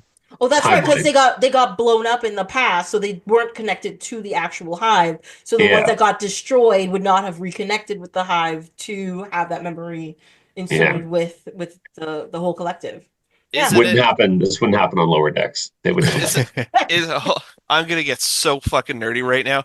Isn't it also Yay. established in an episode of Voyager that they're able to send signals through 7 of 9 into the past? Yeah, they use in Timeless. Yeah, There you go. when the ship crashes Which into episode's the that? ice planet. Oh, That's the ice one. that Yeah. two-parter. Oh, I love that one. Yeah. Yeah. When they're walking around the bridge of the Enterprise and the bodies are frozen, Yeah. But they it do. gives me they, Thing vibes. Oh, I love it. but they do time travel Borg communication. So Oh, that's right. I- Yeah. They find her corpse, don't they? And they take her Yep. her implant out. by the way, I contemplated making my name Josh actually Ratcliffe today. I love how you always come with bits. Don't ever change, Josh. Thanks. I mean, buddy. even your background is another bit today. Yep. You know, Mhm. yeah, Different bits. yeah. Yeah. You're taking from The Simpsons, for- nuke the whales. bits on You're bits. like, gotta Nuke the nuke whales. something. Yeah. That's right. That's my reaction to Star Trek 4. I also just want to say I watched Siskel and Ebert's review of this movie, And 2 thumbs up. They really liked it. Yeah. They said it was one of the best ones. it's, I mean, What? I I love mean, not comedy wrong. episodes or like like when you have like not a serious show, but like you have like when the X-Files would do it. Those are my favorite episodes. And Mhm. when Star Trek doesn't always do it well, but I love this movie. It's so funny Yeah. to me. They did say they were trying to make a lighter movie. Because Yeah. the first three movies are actually quite serious if you pay attention to them, but this is just like lighter, Yeah, it's fun. like Yeah. no one dies in this movie, I don't think, right? I mean, there's a chance two spaceships of people That's suffocated to death. true. Yeah, Yeah. that's There's that You see part. the lights come back on though, Yes. but It may have been too late because it was like At 2 Space days. Dock. actually, Oh. I think At Space Dock. like spoiler. I think that's where the Enterprise A comes from. I think one of those ships that was like, Oh no. well, yeah, they just like- were like, well, let's clean this out and repaint We're it. gonna just paint it Febreze. Nobody will know. We'll give it to the war criminals. They won't care. Yeah, exactly. How did no one know there's a new Enterprise being built? That's the thing, right? What if we just put an A at the end? Will anyone notice? Completely different. Completely Mm. different. Yes. It was interesting that they also dedicated the movie to the Challenger crew Yes. right at the beginning. They did, I mean, it was right at the beginning of 1986, January 20th, 1986, when that exploded and everybody was like shook by it, which they should have been. Mhm. So I was like, oh, that's a somber way to start. And then the opening music starts, and I'm like, Oh hey, my look, God. it's jaunty Christmas music. I was like, what is happening? This is like the music for this is a complete departure from all other Star Trek.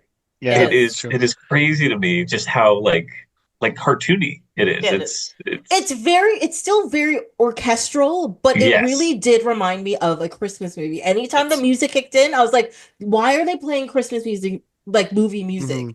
I swear you could take all of the instrumental, all this, and put it on like Elf or something, and you'd be like, that fits, it's fine. I'm telling you What- guys, Christmas naps. It works so well. You got to try it this year. Just put on a bunch of Star Trek movies, Christmas nap all the way through.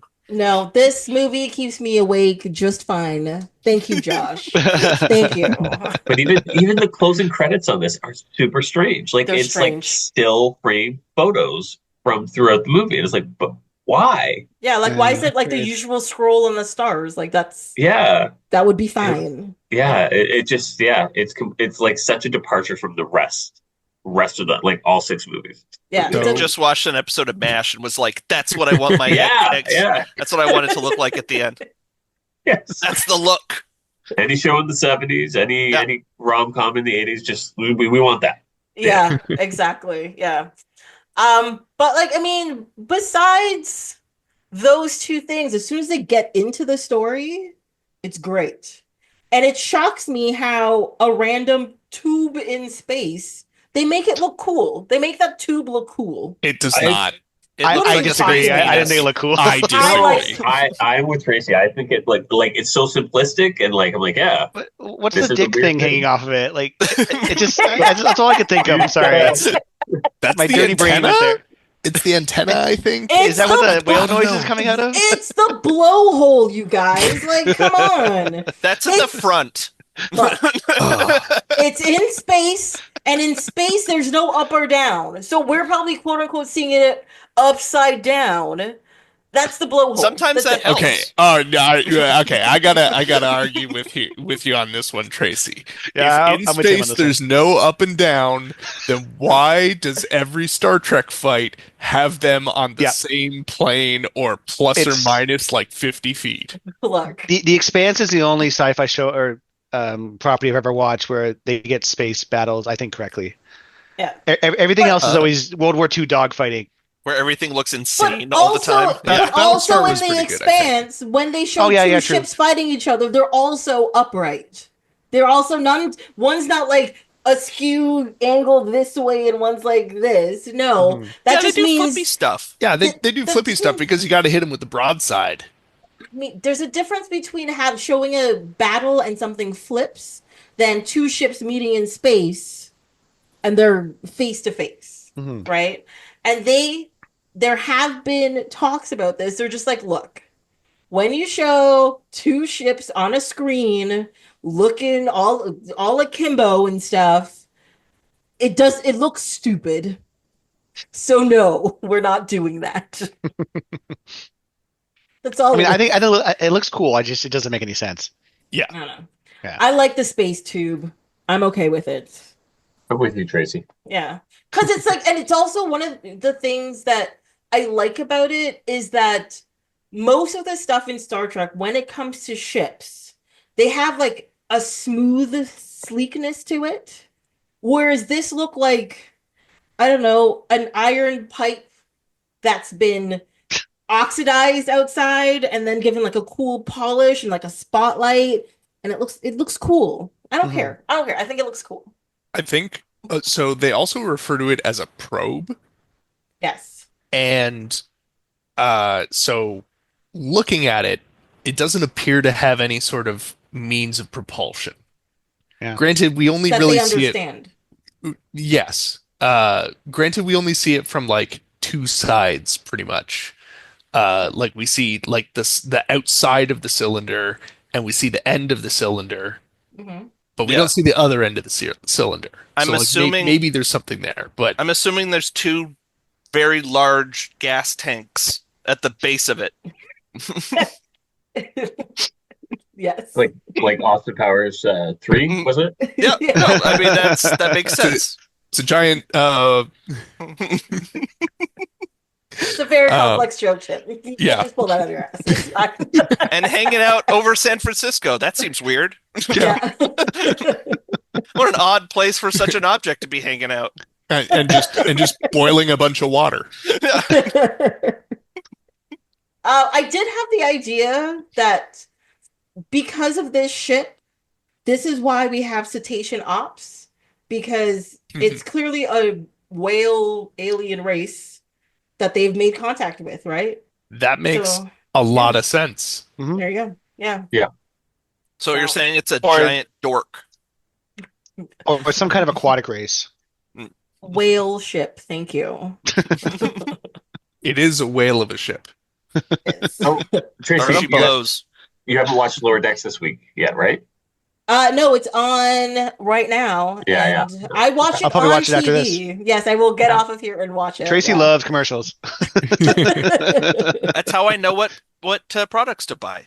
Yes. How else will I get this information? But yes, no, I will, like, as soon as we turn off, I'm gonna be watching this no matter All right. what time it is. Yes. What else? Back to the I space like- penis. I like that they show, I know her ship's going down, but they show a black lady captain, so Burnham was not the first one on Star Trek history. Oh yes, I wrote that down too. Yeah. They also show, I mean, also his ship was dying, but an Indian captain, which I thought was fun. Mhm. And then, everybody else on Earth. So yeah. I liked it. And like this movie they gave stuff for like everyone to do. That's another reason I like Yeah. this movie. Yes. Yeah. Like They that's literally one problem give with them Discovery. tasks. Yeah. It's always like Burnham and or Saru just doing stuff. You barely get to know the crew. I love that everyone has something to do. Like Sulu's got the Huey. O'Hara and Chekhov get to break into the aircraft carrier, the Enterprise. Nuclear Like, vessels. yes. Oh, I love those scenes. It's so funny. So I was like, yes. Bones in the 20th Century Hospital. Oh, classic.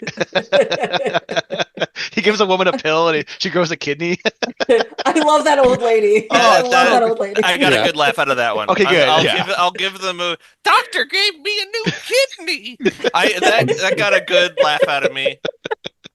That All was- the people following her, there's like 12 people behind her, like just Yeah. flabbergasted. Yeah. They don't give a Like, shit for about the another- timeline. Like or- she grew a new kidney. Yeah, a third kidney, completely functional. She's that fine lady now. lived another like 15 years after this movie came out, Yeah. and good for her. Yes. She was a smoker, probably. Yeah, she's She didn't learn her lesson. She's kept smoking. That's probably some sort of medical, picture, history book, and it's because of McCoy. yeah. Yes. He doesn't even know. Yeah. Oh, they messed up the timeline so badly. Oh, so So much. badly. So- But like they said, who Maybe she knows? invented new kidneys. Who knows? Yeah. I mean, even when he sells the glasses at the pawn shop, he's like, well, we know he's gonna find them again in the future for me. So I was like, fine. Also, they're like, oh my God, very impressive. These are really good. I'll give you $100. I'm like, I know it was 1986, but $100 is not a lot of money. That Yeah. is not what you said. Oh, I love when he's just dishing out on the street. Like, here, take this, take it. Like, everyone's getting $20. Yeah. Go do your mission. They don't They know how looked much like things cost. Yeah. 1986, that could have lasted you a bit, Oh right? yeah. Here, see. Yeah, you could Like, have because like what how much would like a transit fare cost? like a buck something. So Probably it's probably less it's than a about buck. it's about $290 American today. Yeah. Holy shit. That's also Yeah. still not According to getting Google. You very could get all the way to Okay. Alameda with that. And so that woman that like stops them, she wasn't even an extra. Like they just stopped an actual person walking on the street and asked her. They had to like run after her and get her to sign The that thing she'd be in the after? movie. Did- Yeah. Did we talk about Wait. this already? Wait, which lady? When they're asking like for directions to the Enterprise, the nuclear vessel. Oh yeah. The cop is standing in the corner. This woman walks by and they ask her, and she's like, "Oh, I don't know. I think across the bay in Alameda." And it was not. She was not Alameda, supposed to- that's what I said. Yeah. Yeah. Yeah. That was all. I guess that was ad lib. So they lied. They do ad lib. Did They we do talk have- about that already on a previous episode? Because I have a really weird story about that. Okay, go ahead. I don't think Okay. so. So I watched the both of these movies with my partner, and she told me a story about that. It's slightly different from what you said. She told me the story that she was going to be an extra on the movie, but her car got towed by the production, okay. and then she had to get it out. So she ad-libbed a line. Or wait, sorry, let me start over. So she got her car towed, then decided to be an extra in the movie to make money to get her car back. Okay. And then she ad-libbed the line in the movie, which then made her bumped up in pay and had to sign up for the Screen Actors Guild because Yeah. anybody who has a line in the movie needs to be part of the Screen Actors Guild. Mhm. And so she made like a bunch more money. Now, the reason that's a weird thing is because my partner does not know why she knows that. She assumed, she's like, did you guys talk about it? I'm like, I don't think so. And she's like, how did I know that? And she like looked it up and she's like, yeah, she found the story online. I don't know if it's like, it was like a Reddit post or something. It may be apocryphal. I'm not sure. But it was just the most surreal moment for me because I'm like, wait, how do you know that? And I don't. Yeah. That seems like That's something so I would weird. tell. That seems like something I would pause the movie and completely disrupt the flow of it to tell you about and then go back to the movie.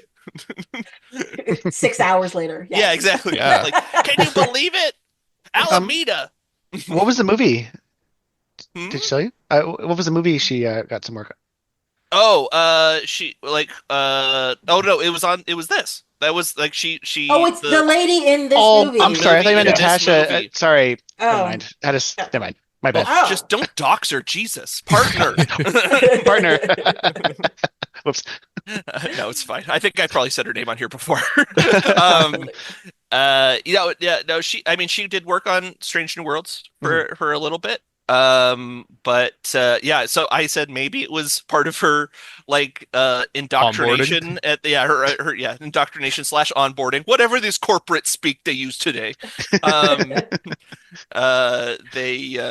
Maybe that was part of it. I don't know. It was a very odd tidbit that she just had a very clear memory of, and it was I mean, it's cool. It's a cool story. Yeah. And it was fun to reiterate, but I'm like, did we talk about that? And I just don't remember. I don't remember you bringing that up before, so No, I don't neither. know. I don't know. She learned something through osmosis somehow. I don't. Yes. Through something. Yeah, I don't know. Something. It was Mhm. cool. I did like the court scene in the beginning, which has the same problem as in Search for Spock, where you're just like, these are just cutscenes from the previous movie, guys. Like, what is? They show it. They're just rewatching. You're like, watch how the did you movie. get these angles? Yeah, but they got it on the big screen though. They do. It's a Yeah. much bigger screen, so that's probably why they had to clear it up and edit it together. And In a did certain Kirk way. send them footage from the Klingon bird of prey of the Enterprise like going down? Yeah, and of it Where like else? blowing up and stuff. I was like, Yeah. what? Where did What? it maybe it ejected something? It was Is our war about to blow up? it was a brown envelope that showed up at Starfleet headquarters that says "I'm innocent," signed Kirk.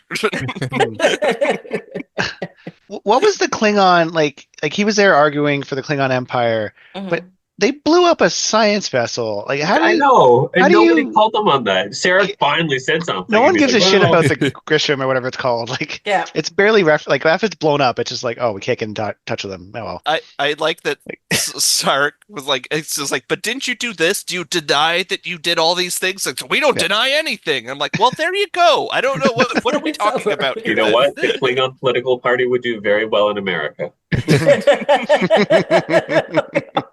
We blew up the science vessel. Oh no, Klingon Please Trump. don't. Please don't. Please don't. We were the greatest people. Everyone was happy. Everyone wanted it. That Dr. Marcus, bad guy.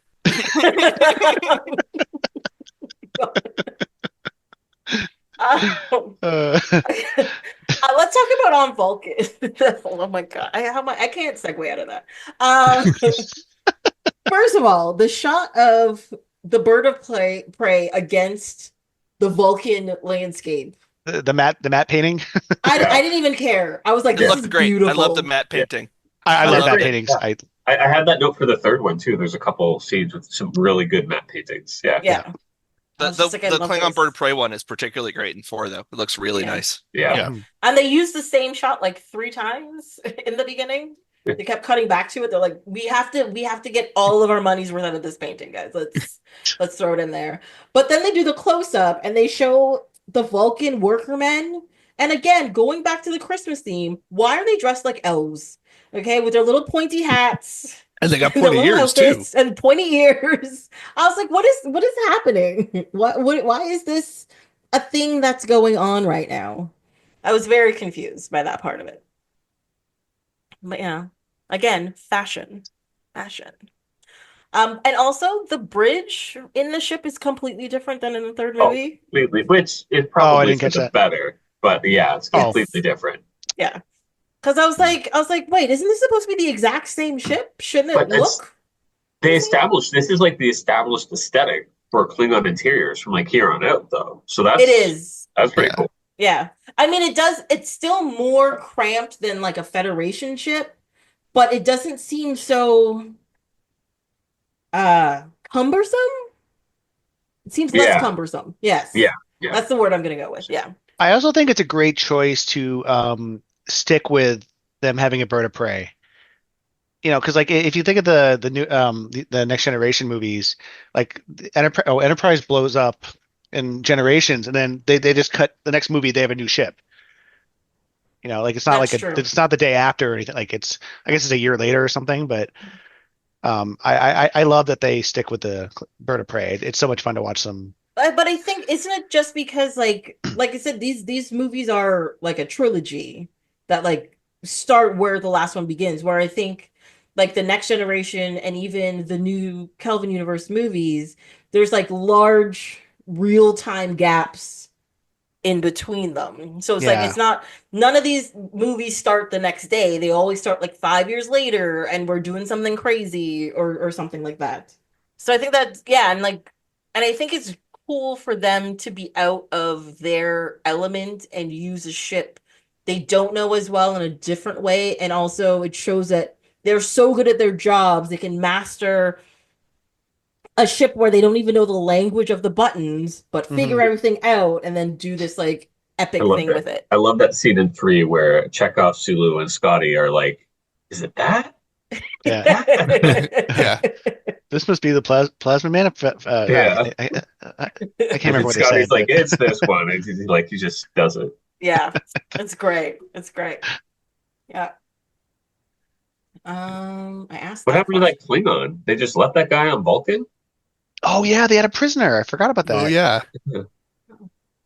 Yeah, the last guy standing. That would have been fun. Like what a missed They just forgot opportunity. about him. He was in the brig the whole time. Yeah, imagine he's in Yeah. the brig and, Oh, and then he escapes into San Francisco. Like how much fun would that have been? Like I don't know, Chekhov and O'Hara have to Hey, get him. you should send a script to Paramount for that one. I think that's yeah. Should have been Doc Brown. Yeah. Hey. So sorry, go ahead.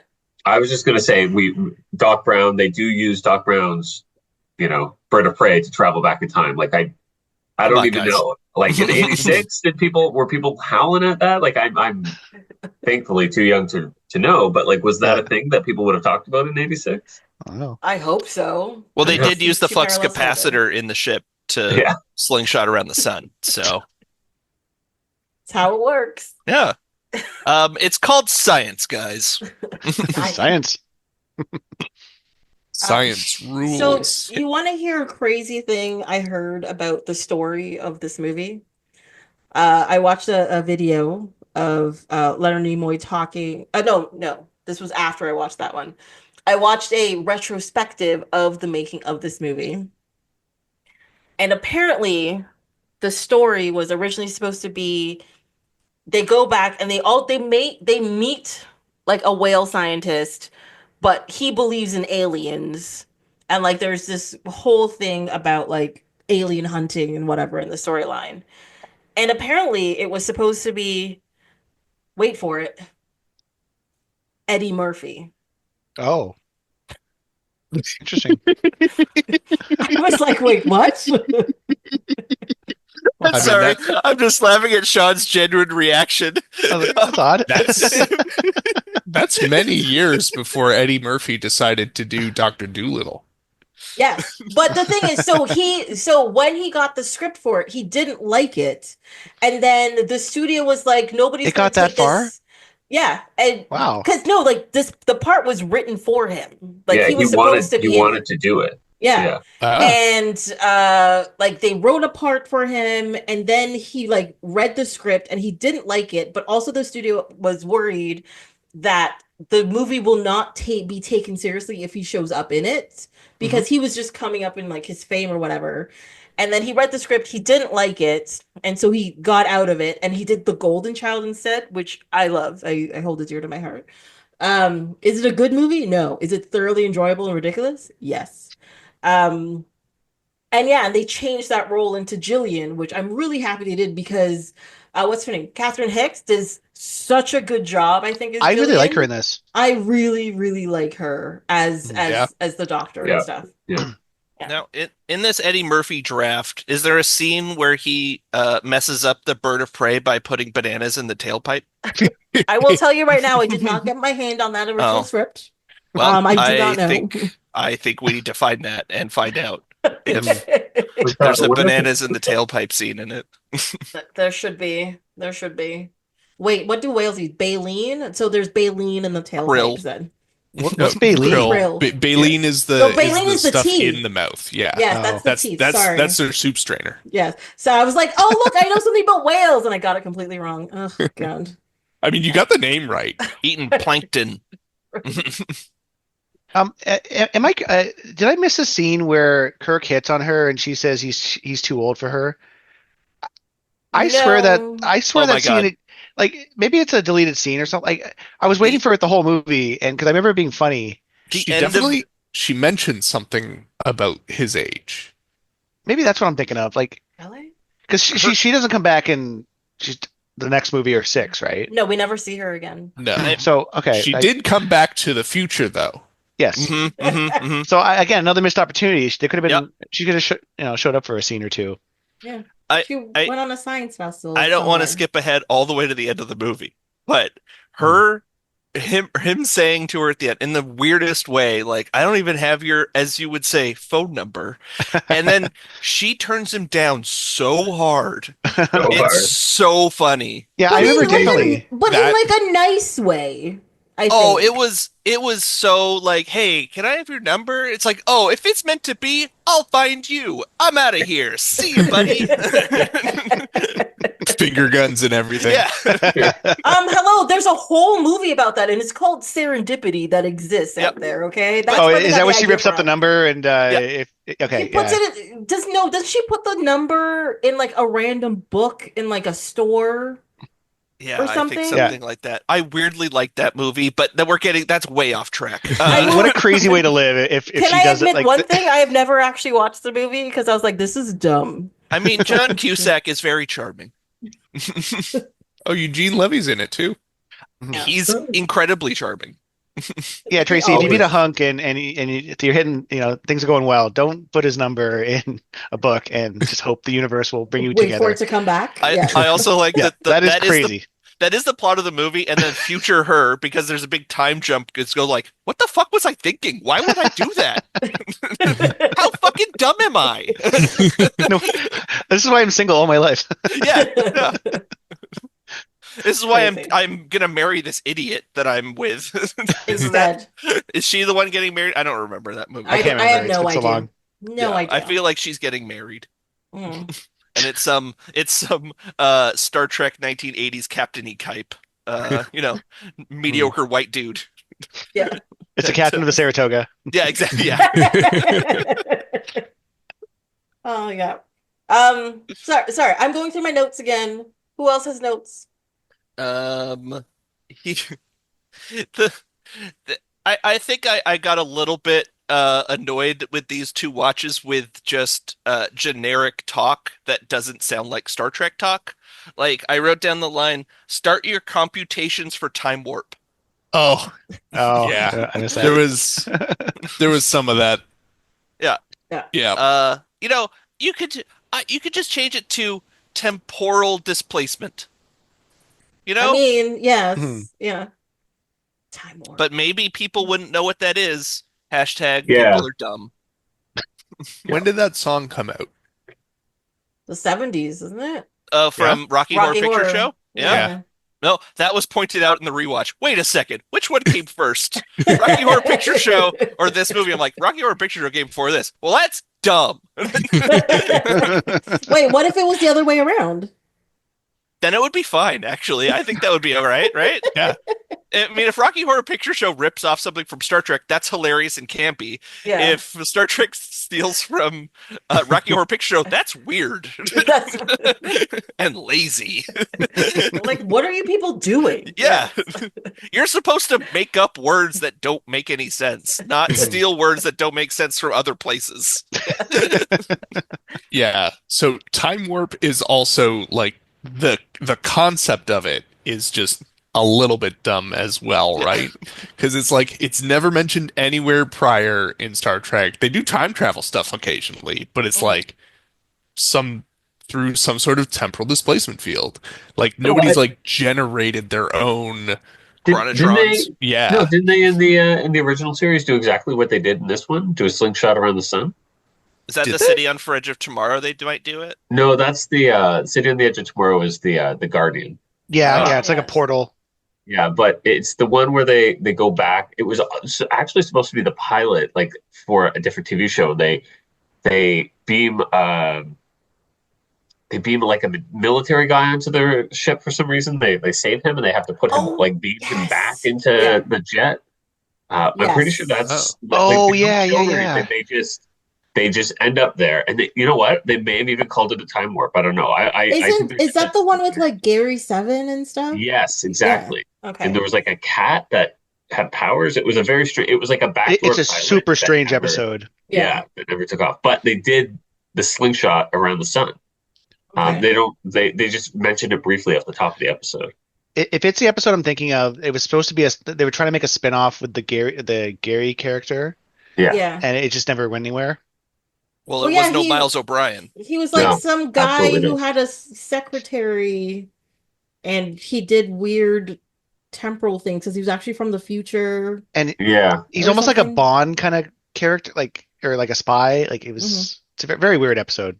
Well, he's supposed to be the same kind, he's from the same organization or the same species or something as in season 2 of Picard, where they end up back in time and he's trying to save like his ancestor or whatever. Mhm. Oh, And yeah. there's the girl that looks like the Romulan that he's in love with is back there, but she's got like this doorway that she can go in out Ugh, and out it's such of a or bad. whatever. It's the worst Yeah. Star Trek season.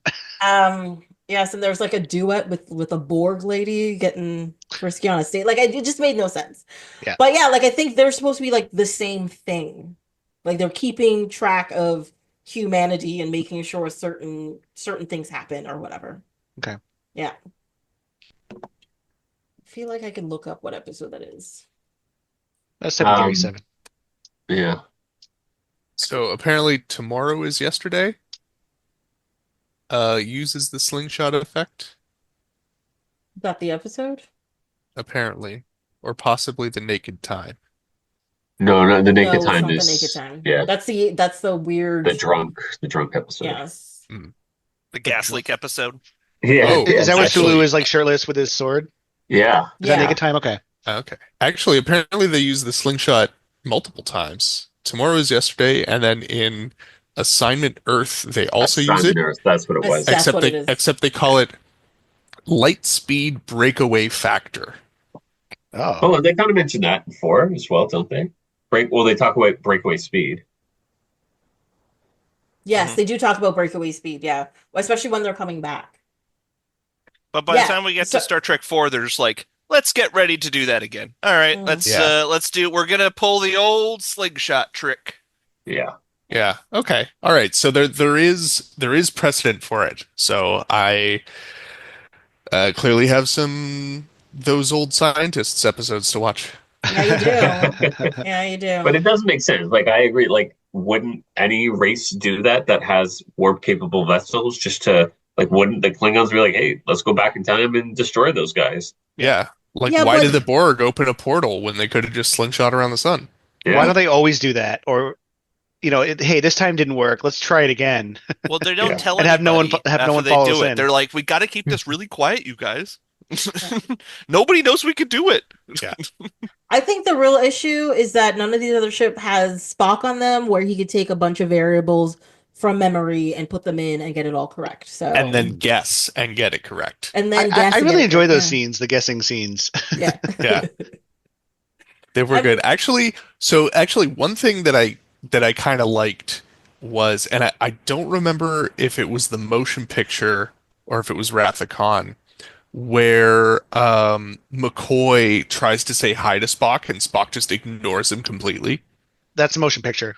Okay, that was motion picture. Yeah, because he's acting Um, weird. Like he just got off Vulcan and Yeah, he's acting he was weird to doing all everybody. that meditation and stuff. Yeah. So I kind of liked that arc where like it's like now it's movie 4 and we're talking together again. Yeah. Yeah. Mhm. Yeah. And like Bones asked him about like death, and Spock just can't. He's like, We have human no brain can't common frame comprehend- of reference. yeah. So You you're just telling me had- that I have to die before we can talk about death? Ugh, yeah. You had to be there, man. That's like the perfect Spock McCoy thing. Like they argue so much, they banter so much. It's great that they brought that back for Mhm. it took them to the fourth until they brought that back. Mhm. Yeah. They're definitely frenemies, and we love it every minute of it. It's Yeah. fine. And I do think it's funny they're frenemies, but they will actually die for each other. So it's good. It's good stuff. Yeah. Let's see. Oh, I have a note here. This because somebody in in the movie says whales aren't aggressive. I'm like, wait, what about the orcas? Well, now they are. Now Yeah. they are. 38 years. Yeah, it just takes a little while. That's all. I'll- They'll get there. I would like to talk about some whale logic. Okay. So, okay, Well, so they logic. have to go back in time because they found out that the definitely not a penis in space is communicating through whale sounds, Mhm. right? And they found that they found that out on the Bird of Prey using Klingon technology. Yes. Yeah. Yeah. The They Klingon got their database has they got whales. Pro Tools out. They started putting some effects on, Hmm. and there's like, this is what it sounds like underwater. And Like Okay, Spock figured this out pretty quick. Do you think Yeah. the other Vulcans were just like, let's just not tell them, Yeah. Yeah. Actually, yes. I All feel like those they're just Vulcans like holding us back. Yeah, that's it's, right. It's Earth that'll get destroyed. Enterprise, It's fine. It's fine. They're very Vulcan first, if you know what I mean. It's illogical for us to do anything. We're not getting attacked. Make Vulcan great again. But okay, so they need to go back in time because they can replicate the sounds, but not the language. Correct. So they would just be saying gibberish. Mhm. Okay, so does that mean in Star Trek, animals are actually having conversations with each other? Like if Well, a cat specifically goes whales. meow meow meow, is it saying hello, how are you? Well, whales do speak to each other. We don't understand what they're saying, but Well, but they just make noise that like has a tone or whatever, but like they don't yeah. have a language. No. I think they do. Like we can't comprehend it, but Yeah, I, they'll copy each other's like songs and stuff. it's like how trees and plants talk to each other through their roots. Like it's not speech, but Okay. it's Well, yeah, I right. guess I am not a whale scientist. As I mean, I'm not. I'm probably wrong on this. I don't I'm know. just going like Don't listen I to think me. animals just make noises. They mean like they mean something, I guess, just like Yeah. tones and stuff. But Yeah, like I don't think they'd be like, we're cool here. Please leave us alone, giant spacecraft. but I think they're so smart and they're the noises they make are so complex that it's maybe it's not considered a language, but it's It's a I don't I form feel of like we would have been communication. able to crack it by now or by 2335 then. No, No, but they'll no, Apparently the wait. fly. universal no, but translator they're Yeah. extinct, stopped. right? So Yeah. why bother? Well, then why did they know that that was the sound? Yeah, good point. Well, I the mean, Klingon database had it. They had they had a whale sound CD from 1996 kicking Wait, around. in the beginning of 4, isn't Spock taking that like weird Vulcan test where he's answering multiple questions? Oh yeah, I yes, forgot he about How is. that. do you Isn't feel? there? Yeah, it's Hawking was given the test. Um, isn't there like is one of those answers about a whale? Well, there is a question in I don't there remember. about what is the significance of something that happens in 1987. And surprisingly, it's not one of the things he says out loud. He types it in. And I was just like, wait, why are they keeping that part a secret? I guess Yeah, because it was like the future. So they're like, we don't want to give this away, kind of thing. But I'm not sure.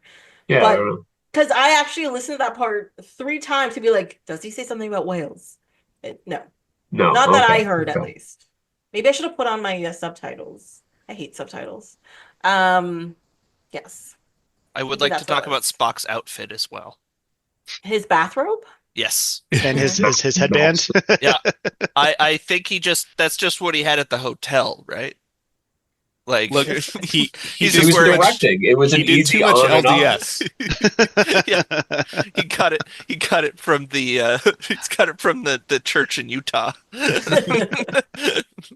But when he was taking the test, wasn't he wearing like some like black, cool black thing? And then he comes on the ship and he's just like, "Here's my terry cloth robe. How's it Well, going?" that was his formal bathrobe. That Yeah. oh, it was his formal bathrobe. Got it. Yes, it was a How do you dark keep it so room. clean though? That whole movie, he kept it pretty clean. Yes, he does. Yeah. And even It's though all he been pretty goes, dusty. They have free Yeah. laundry at the Hilton. Yeah. That's So true. Yeah. I had this beautiful white Blue Jay jersey, but I'm so scared to wear it to a game because I know I'm going to get ketchup on it when I eat a hot dog. So I've never worn it outside the house, and I've had it for years. I was like, one day I will, and no, yes. I don't trust myself. Yeah. Because if you wear any other colored shirt, you will never drop anything on yourself. But you wear something white, all of a sudden, just things are Mhm. just coming at you from different directions to get on Yep. your shirt. It's how it works. Yes. So yeah, whales talk to each other. That's it. Yep. okay. According I to stand Christopher, corrected.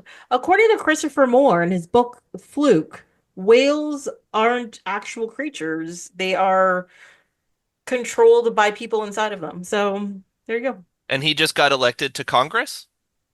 go. No. No, he's going to run Trump's science. I don't know. Do they also control the weather in his hypothesis? Not according to the Sorry, book that I I don't know if the listeners know what happened between the last record and this record. read. I think we timed it. I They probably think figured it they figured it out. We're not going to get that detailed about it. We're fine. We're fine. All we can do is laugh. One I thing that can't. really pissed me off in this movie is that every time somebody went to the park, they would just drive onto the grass. And I was like, why are you doing that? I was like, why? Why is she in her pickup truck just driving onto the grass to drop him off and then like spinning out and turning around to leave? Like, what are you doing? It was Why really is there annoying to lawn me. maintenance like that? They're keeping it alive. But They're Yeah. managing to, but Mhm. So there's a point where she thinks he's crazy, right? She drops him Yeah. off at the park because that's Yeah. where he lives as a crazy person. yes. And then she like turns around to like look and he's gone. Yeah. Now- Wait, there's a beam of light There's Yeah. a transporter. So, She looks away. But like in her mind, what she should be seeing when she turns around is him just running away in the darkness of the park. Yeah. Also, when they had dinner, wasn't it like it was like it seemed like it was midday, and then when she drops him off at the park, it's like, oh, Very Yeah. dark, yeah. yeah, Yeah. it didn't seem like they, They also didn't have dinner. Like their whole experience was them sitting there. They ordered the pizza. What was it? A mushroom pizza with can't remember. something? Yeah, I don't there's know. sausage Like- and mushroom, I think. Yeah. But yes. And like Uh, anchovies or something. There was something the fourth item was weird. yeah. think Was she it the did put Michelob? anchovies on it. It's the Michelob was the weird part, right? Who Yeah. drinks Michelob? That was their product placement for that episode. Okay. Mhm. But like they're having conversation, and the pizza comes. They're like, you have to put it in a box. So, do you think they have pizza in the future? Because I haven't seen it. I was wondering Riker makes who pizza. Oh, does he? Oh, yeah, right. that's true. It That's starts He has right. a with pizza yeah. oven, doesn't he? Yes. Okay. Never mind. Isn't it a little pizza that they put in the rehydrator and then it comes out and it's the best looking pizza ever? Doesn't that Wrong happen? franchise. Only on the bird Wait, of prey. Only on the No, bird. but yeah, exactly. It's on Doc Brown's ship. Yeah, okay. Yeah, pizza's a warrior's food. I wanted to know. I so want I- to see a scene of the leftovers being eaten by like Sulu and like Scotty. Be like, what is this? You know? Like, this They is give some to the greatest whales. thing I've ever had. So I was gonna say no, pizza doesn't exist in the future because as she's like driving away, Kirk's holding the box, but he's like holding it at like a 45 or higher degree angle. You think somebody was like, hold this like you don't know what you're doing with it, or Yeah. just William Shatner doesn't know how to hold a pizza box? Sorry, that reminds me of Third Rock from the Sun. Where Yes, he yes. comes home with pizza all the time. He holds it sideways, puts it down. He's like, "They've done it wrong again," and he gets mad every Like slams single it down time. on the coffee table vertically. It's great. Yeah. Yeah. Great show. Okay, so pizza exists later in the future, apparently. Well, pizza box technology is so different that he can't understand. Horse Well- fields. And Yeah, Yeah. yeah, that's It's just true. transported to their stomach. Yeah, there's no. I don't think they have like delivery guys in the future, really, Mhm. for like pizza. You're not calling Domino's. Yeah. They don't do have invest in delivery Uber. guys for Spock though. What? Because in the voyage home, Spock gets delivered to the Enterprise But via, Oh, yes, via yes. a courier. Oh, that's right. That's what the shuttlecrafts are built for. It's pizza delivery. Anything else is just like outside. It's like a Vespa. Like that's the only reason they exist This- is to deliver pizzas. I If believe you're that. not Planet. using it for that, it's something else. Yes. Yeah. I do find it interesting that. Oh no, I'm skipping a big chunk of the movie. But like, so when Jillian goes, the whales have been taken. She goes to the ship, the park, looking for them. Bumps into the thing. She's like banging on it, and then Kirk decides to beam her on. Even before we see the beam happening, she's just like, something is happening. starts to yell. Yeah, which Yeah. means you can feel being beamed. Like, so how do you think that feels? I absolutely love that though. I love because like there's really no other time that they can show. I guess there are other times, but I love that they show that there is a feeling that you have and that she is losing her mind about it. Yeah. Everybody else is desensitized. Yeah. Yeah. I mean, he does kind of like do it without her consent, and it is like death, mean- right? Like you are being taken You apart are. and put back together. Yeah, Not Yeah, cool, he- Kirk. Come on. yeah. According to the movie, he could have just opened the ramp and walked out and be like, "Hi, Mhm. come inside," and closed it. I feel like that would have been as equally impressive to her. Yes, I More agree so, with you. you know? But my question is like, she looked terrified. Do you think it feels like, I don't know, like at the top of a roller coaster when you do the first dip and you're like, like, does it feel like that? Yeah. I think that's a fair assessment. Yeah.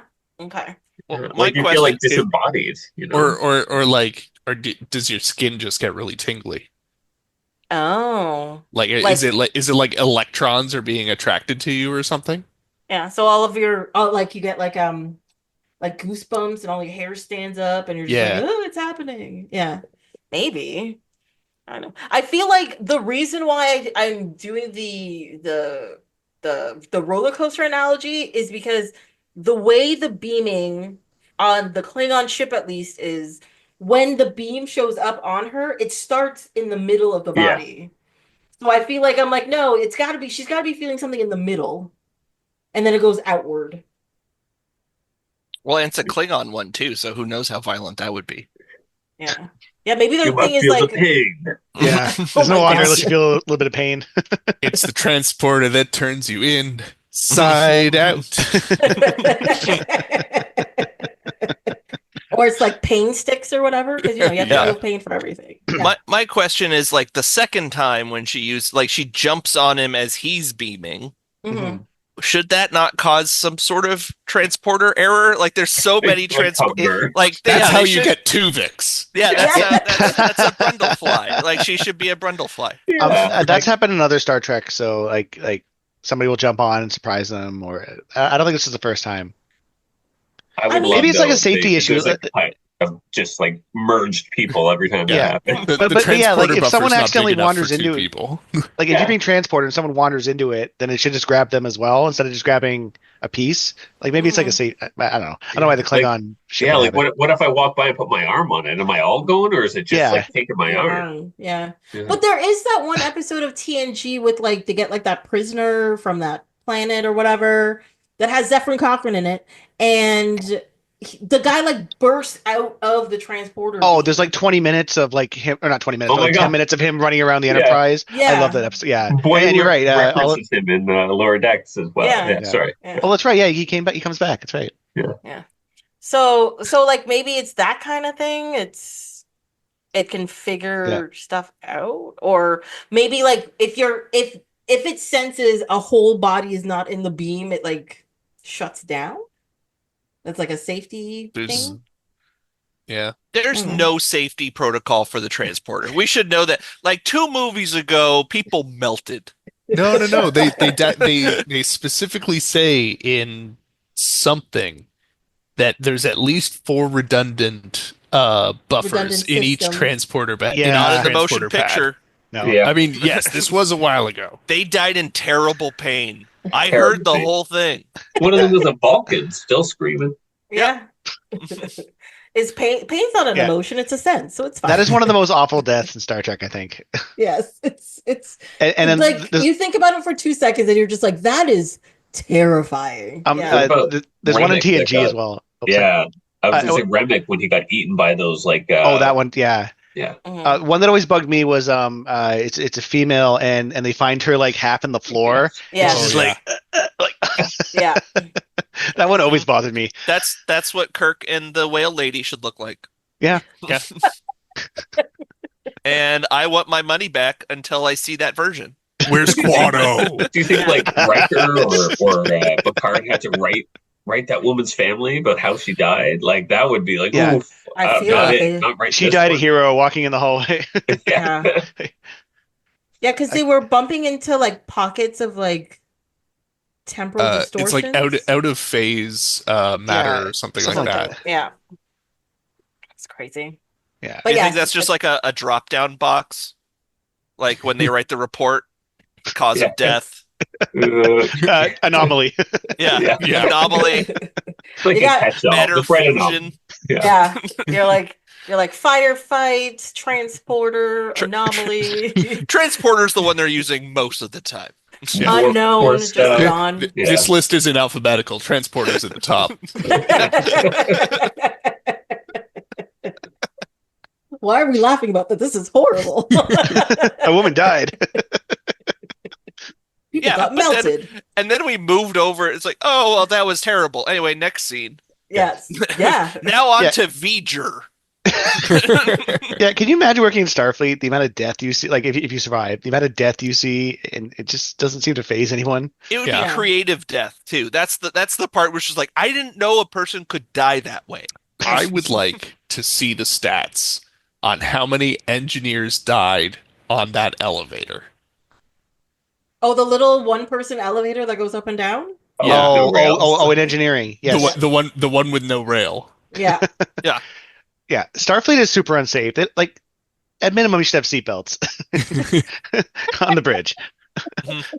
Well, it vibrates so much. Yeah, you're And right. and why do consoles constantly blow up in people's faces? Like, what is in them that is? I know it's a Yeah. power surge or something, but Oh, it's Yeah. their fireworks. That's what they that keep the seems fireworks yeah, for yeah. Cinco de Yeah, Mayo. yeah, for the self-destruction.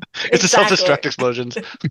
It's every Stardate 8214. They do the celebration of independence, and they set off all their It's fireworks. first contact day. Yeah. Yeah. Every time. Oh no, my M80s went off again. Oh, why did I put them under comms? Yeah. Most people in Starfleet are missing fingers. Yeah. I think that's It's a good thing they can grow back limbs. Yes. yeah. Yeah. I think like the reason why Star Trek works so well is episodic showing instead of like a serialized story is because of that, right? It's like you have to sit there and dwell on it because like even with like going from Wrath of Khan to Voyage Home, where it is continuous, you have to sit there and watch the people you like be sad most of the movie while they're like, my friend died, so I'm gonna be sad for a while, that kind of thing.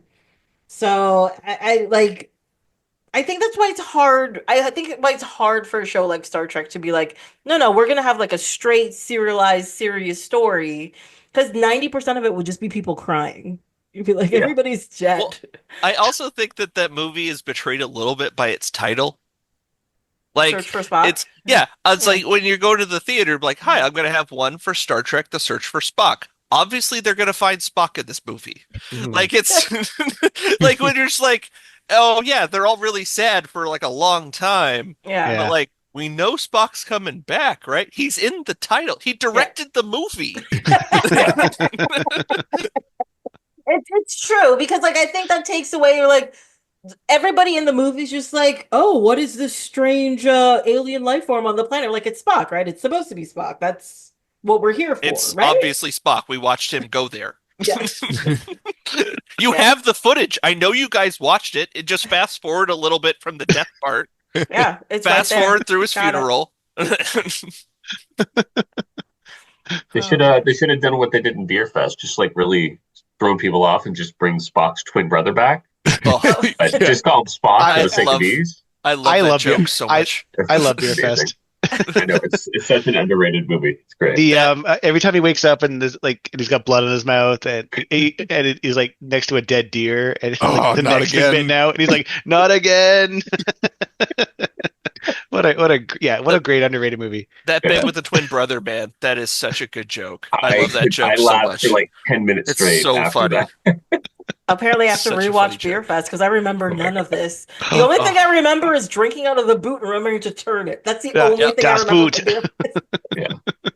And then they get the captain from Das Boot to be in the movie. Really? I did Like, not know yeah. that. Yeah, what's his I can't think of the actor's name, but yeah, he's and I think he's actually in a submarine, isn't he, in the movie? I have no Like idea. he's on the rival German team. there is a submarine in Yeah. the movie. Yeah. They're like spying on them at the restaurant or whatever. Oh my Yeah, God, I and did he not makes a remember. joke like, "Oh, I had a bad experience in one of these once or something." Like when you died. I did not know that joke, and that is a joke just for me too. So thank you, Sean. That is really funny. That's what I'm here for. That is, I am Yeah. put to shame by a Das Boot reference in In Beer Beer Fest Fest. that I didn't catch. I'm gonna have to watch Das Boot. Yeah. It's a great movie. So talking about water vessels.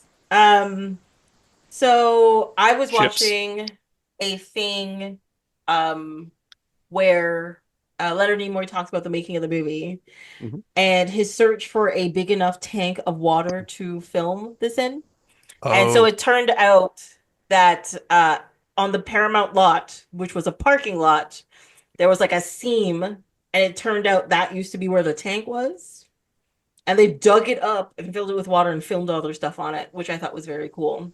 So it was like so like all the shots you saw at like the aquarium, I guess you'd call it, like the water scenes there was all shot in there.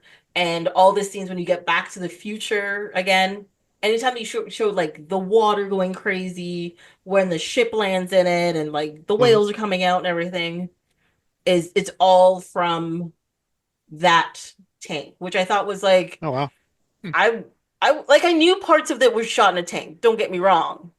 But the amount that they used it based on their description, I was just like, really? For all of those scenes? I thought that was very, very interesting as well. So like what? So like they dug up the lot to make the tank, or the tank was pre-existing, and The then just tank was pre-existing okay. because so the story is that most of the studios used to have tanks on their lots, like these big like pools to shoot anything that's in water, essentially, Oh, right? okay. And over time, they all got like filled in, or they got rid of it, and they build something special. And they were looking for one, but none of them were big enough that were available for them to film in. That they thought it wasn't big enough. And then while he was in the parking lot, he noticed there was like a seam in the parking lot, and then they looked at old records of like old floor plans and stuff about what used to be there. And Mhm. it turned out they filled in and paved over what was there. So essentially, they just cut out the asphalt and took out a bunch of dirt, and it was like everything was there. You could just fill it with water and film your stuff. Huh. Huh. Yeah. And I was like, that's cool. The And they other thing threw a I bunch of whales in there. Yeah, no, Yeah. yes, they did. Yes, they did. Mind Wait, you, wait. they were miniature and robots. They're Ah, about the size of a seal, but most of the whale footage, like there's definitely scenes in the But movie when where you like zoom in real close, you can't even tell.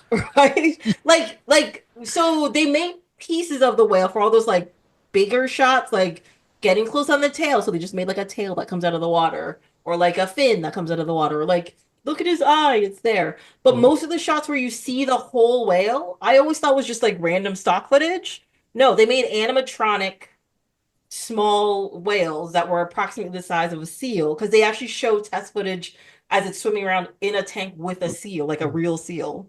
It's about the same size, Mhm. and they look amazing. Hmm. But yeah, I thought that was really cool. Yeah, nowadays it's be CGI, Yeah, it would be. 100%. Yeah, and and it it would look would like shit. in like a month. And then we Yeah, wouldn't have Bruce the shark. I know. I love Bruce. yeah. That's why I love Finding Nemo and the shark was Bruce, and I laughed so hard. Everyone's like, "Why are you laughing?" I'm like, "This shark's Bruce." That's what they named Jaws, right? Hmm Okay, Yes. yeah, that's all. Yes. The puppet that Steven Spielberg outwardly hates. Oh, Yeah. because it never worked. Yeah. But it made the movie better because then they Hmm had to like, That's use it right. sparingly. Yeah, surprisingly, he did not learn from that and made the T-Rex from Jurassic Park, which had the exact same issue as the shark from Jaws. So, But because I like mean, it that would get scene wet still and it holds would up. shudder It's and amazing. it would like knock people over and they had to like reduce how much they used it. But I think it works. It just worked. Mhm. Yeah, it's amazing. Who's got more notes? I got a note towards the end of the movie when they got the whale and they're Yeah. gonna leave. They go to warp in Earth's atmosphere, Oh Yeah. and like yeah. Ooh, good that catch. would destroy the planet. And I'm just Yes. like, what? Like even when they go to Impulse, I'm like, I don't think you could go to Impulse. I think that would be very bad. Mhm. Yeah. But then when they go to warp, I'm like, well, you just killed everybody. You just, the Yeah. atmosphere would Like make. amongst the clouds too, you know. Yeah, Yeah. yeah. No, no. I will I say it's very pretty, but yeah, you've just murdered everyone. So my Everyone, your whole, yeah. Well, my partner watching it went, wait, they could just fly into the city? Like, yeah, I guess, yeah. Let's just say they're cloaked. Yeah. yes. But then they weren't. They left. They were close. They're like, see Yeah. ya. No one can see it. Yeah. Somebody would have noticed that. Even I know they No. were remote, but Too much Yeah. LDS. um, they get from the sun to crashing in San Francisco in like under a minute.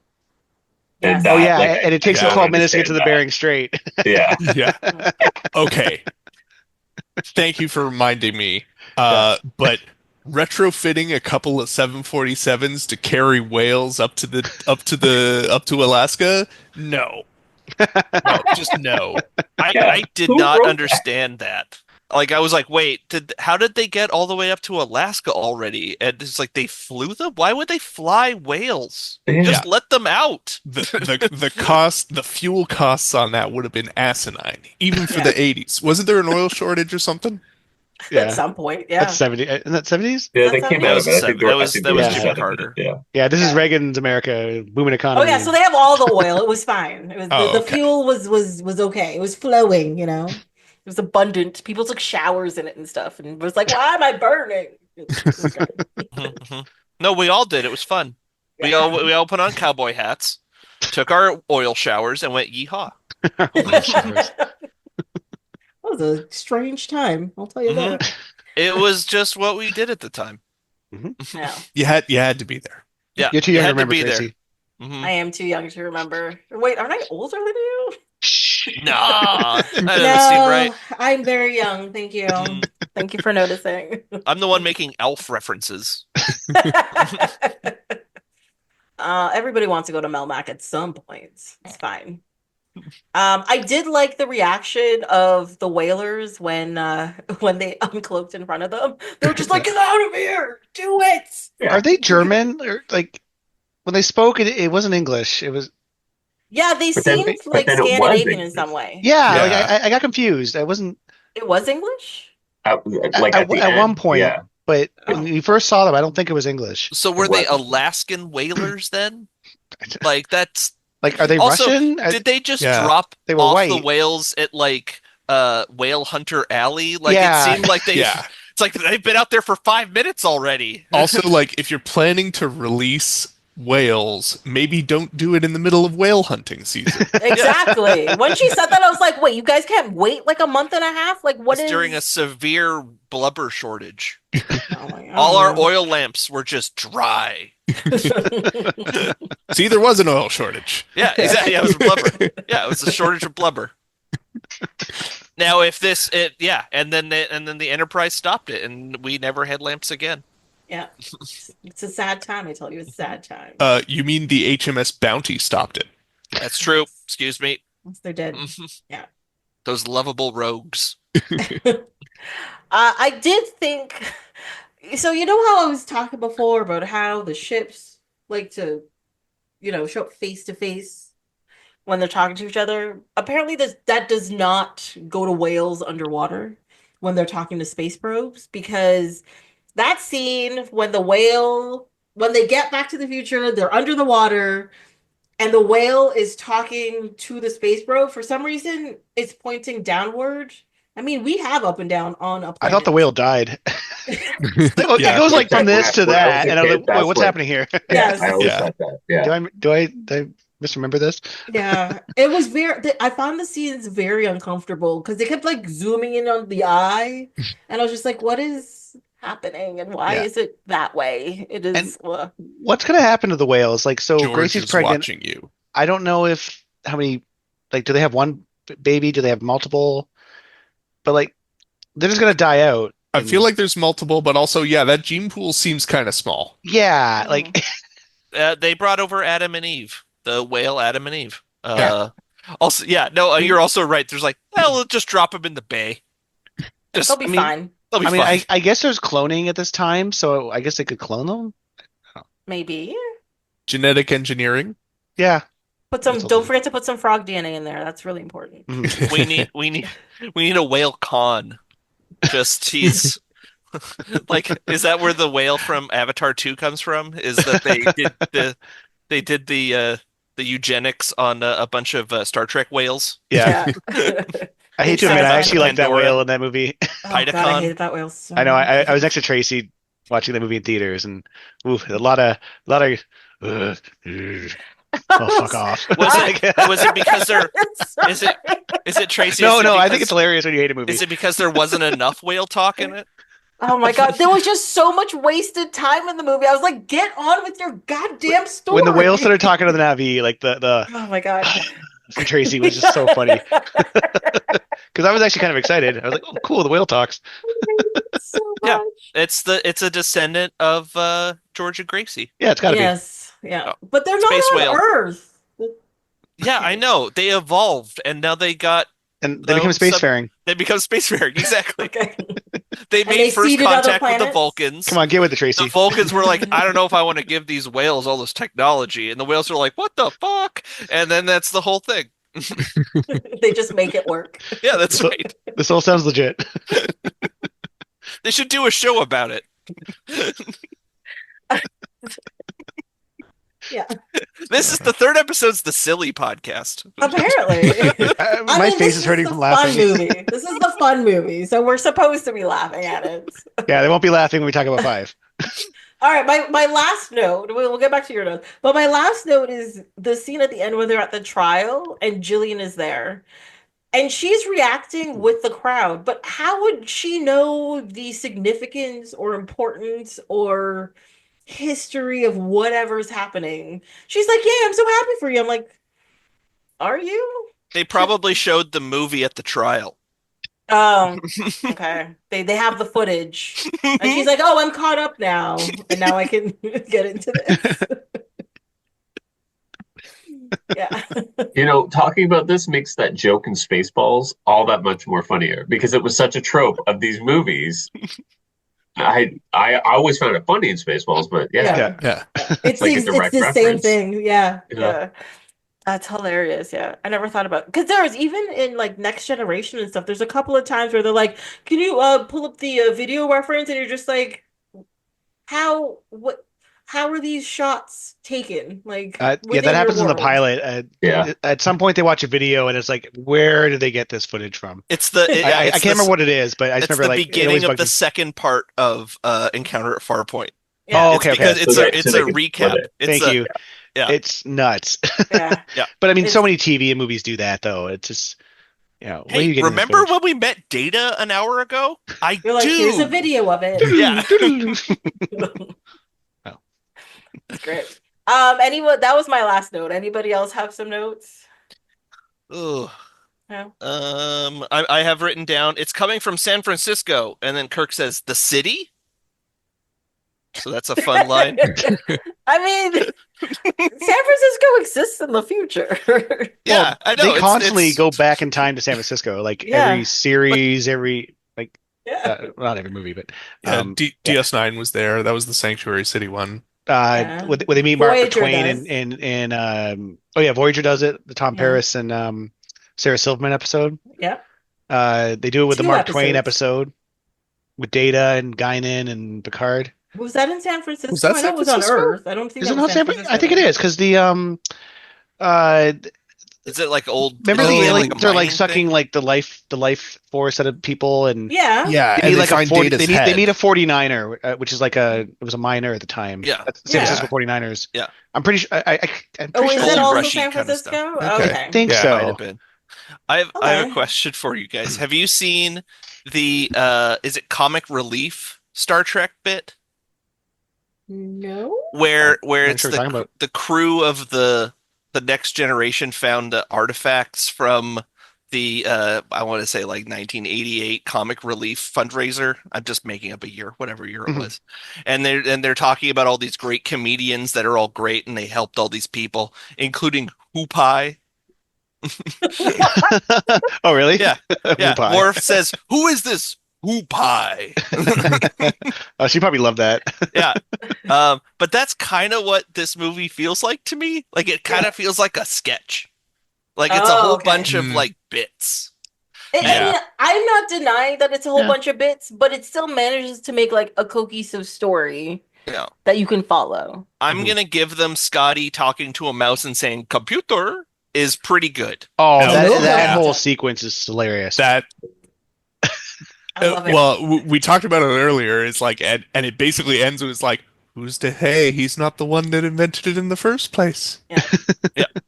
I did find it interesting though when he switches over to the keyboard that he was so proficient in it because But as we have yeah. seen, they don't use regular keyboards in the Federation or Star Trek, right? Yeah. So I'm just like, wait, how is he so familiar with just like a regular keyboard setup that he could just So type it into the computer that I'm way? pretty sure he was just using his index fingers to He type. is. He's like this. Like that's not But he gonna does And that it pretty screen's going fast. crazy. Yes. Yeah, he's He just going cracked all of fast. them. He cracked Yeah. all those He, fingers. he Yeah. also knows all the hotkeys for whatever CAD program that was. So Yes.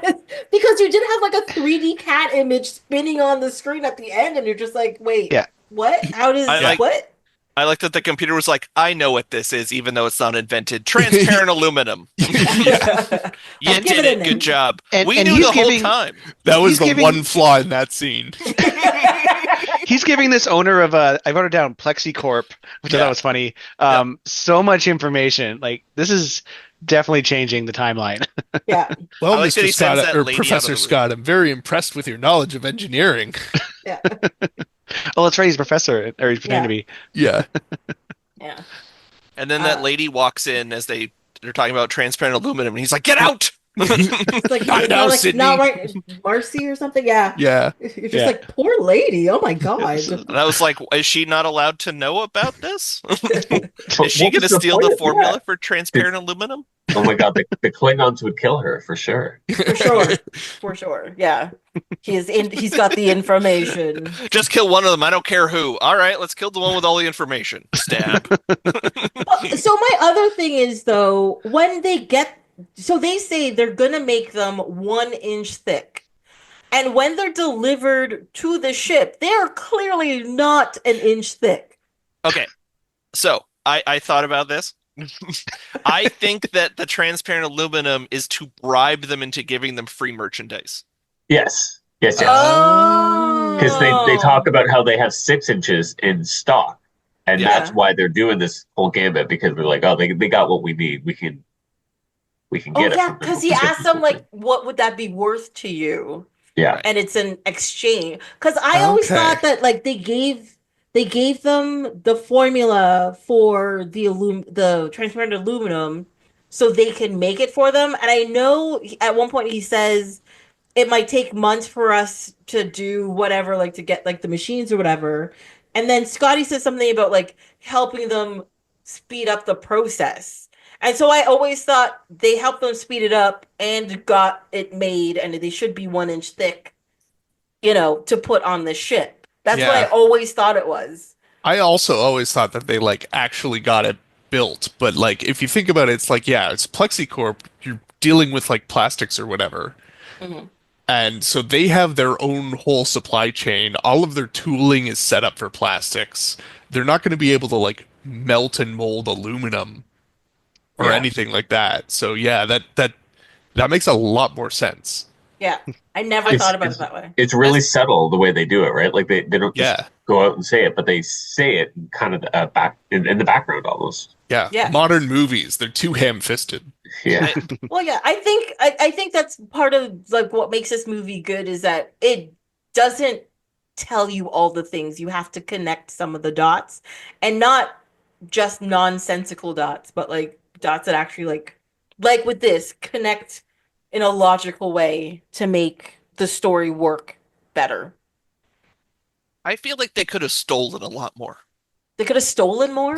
Yeah. Well, they had that transporter, right? Like, why Yeah. are they asking permission to take these whales? Yeah, Just wouldn't it be beam easier up- to go to beam the up these ocean? whales. Yeah. Just beam the whales up. Yeah, Come on, Scotty. just do it. Give Well, me all she's got. Come on. Kirk talks about that, right? It's like you've got the whales already. We know where they are. It's easy to find. Mhm. But wasn't it because when they got to the future, something happened to the Dilithium crystal, so that's why they had the thing to go to the nuclear vessels. Yeah. And then they had to actually retrofit the thing to take in like the water and the whales, so they needed time for that first. And so I guess having the whales in captivity just made it easier for them to find, but then the whales were taken away from them before they were supposed to be. Because they were technically on schedule to just go beam them up. But Couldn't You they know. have beamed up the plexiglass too? I mean, yeah. But Yeah. that is one point that would have disrupted the timeline in some way. I don't know. I have no answer for that one. Yeah. This movie doesn't give a shit about the timeline. They wanted to get out of the ship and Most stretch time their travel legs movies a don't, bit. though, to I be think fair. is probably the answer of like, oh, we've been on this in this car ride a long time. Let's get out, stretch our legs, Mhm. steal some nuclear secrets. Yeah, sneak into Yeah. an aircraft carrier. Yeah. Yeah. How did Sulu get that helicopter, by the way? Remember He just he has was a helicopter. He Remember found a he friend was- with a Huey. Yeah. Yeah, he went to a flight training school, didn't he, or something? Or was But that then what- did he But then yeah, steal the yeah. helicopter? I guess. Yeah, because I He remember rented it with his $20. Yeah, like I remember the conversation with the guy. He's like, "Oh, this is the Huey. I've flown," and they had like a conversation. Then he Yeah. suddenly shows up flying it, and I'm just like, what happened there? Like, was trust, created that quickly in some way, shape, or form? Like, I don't. Tulu is very charming. He's very charming. Yeah. He is very I would give him my charming. Huey. You give him a lot of Jeez, things, Sean. Let's keep it Oh. family friendly, Sean. Oh, I didn't mean it dirty. I love Just Sulu. giving up the Huey on the first date. Doesn't have to buy me dinner. Wow. Mhm, Wow. Yes. But also like even with Uhura and Chekhov. Chekhov. Oh my God, I keep forgetting his names all of a sudden. It just makes no sense. He says it a bunch of times in this movie. He does. Pavel Chekhov. Pavel Chekhov. Yeah.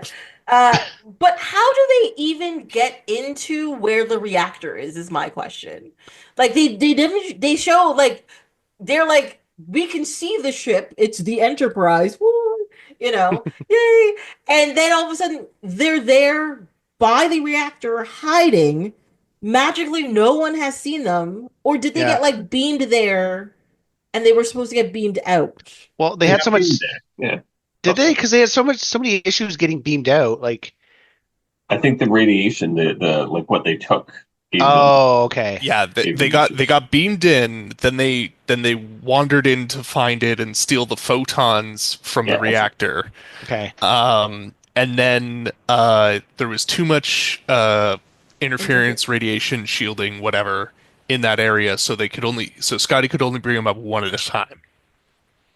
Okay. Also, I I'm think- late on this, but oh my! Yeah, how have we not done that yet? Tracy, just edit that in later. I will. Just like cut, skip back 30 seconds, paste, done. No, just use it throughout the episode. Yeah, just randomly. Yes. Yeah. Where it doesn't make any sense. We had our George Takei soundboard set up, Yeah. and just had our various oh my's and Have it in there. Yeah. Sorry, it was mentioned earlier, but like when Chekhov gets captured, Mhm. that interrogation scene I think is so funny. It Yeah. is. Yeah. It was He, good. he doesn't understand the lingo at the time, and Yeah. it's just- Obviously, he's a Ruski. oh, yeah. it's Can't you tell by him saying B's as W's for some reason? Yeah. Obviously, he's a communist. Yeah. The one thing that I'd be mildly concerned about, though, is that he tries to like stun the interrogator with the Oh, yeah. phaser, but it's like, must be too much radiation, and it's like, might have a bit of a problem on that ship if Yeah. the phaser's not working. But also, he needs to go to like- Dr. Stat. but he throws the phaser back at them and runs away. Yeah. And he has left the devices he had on him, Mhm. including his ID somehow, even though Kirk said, leave them on the ship.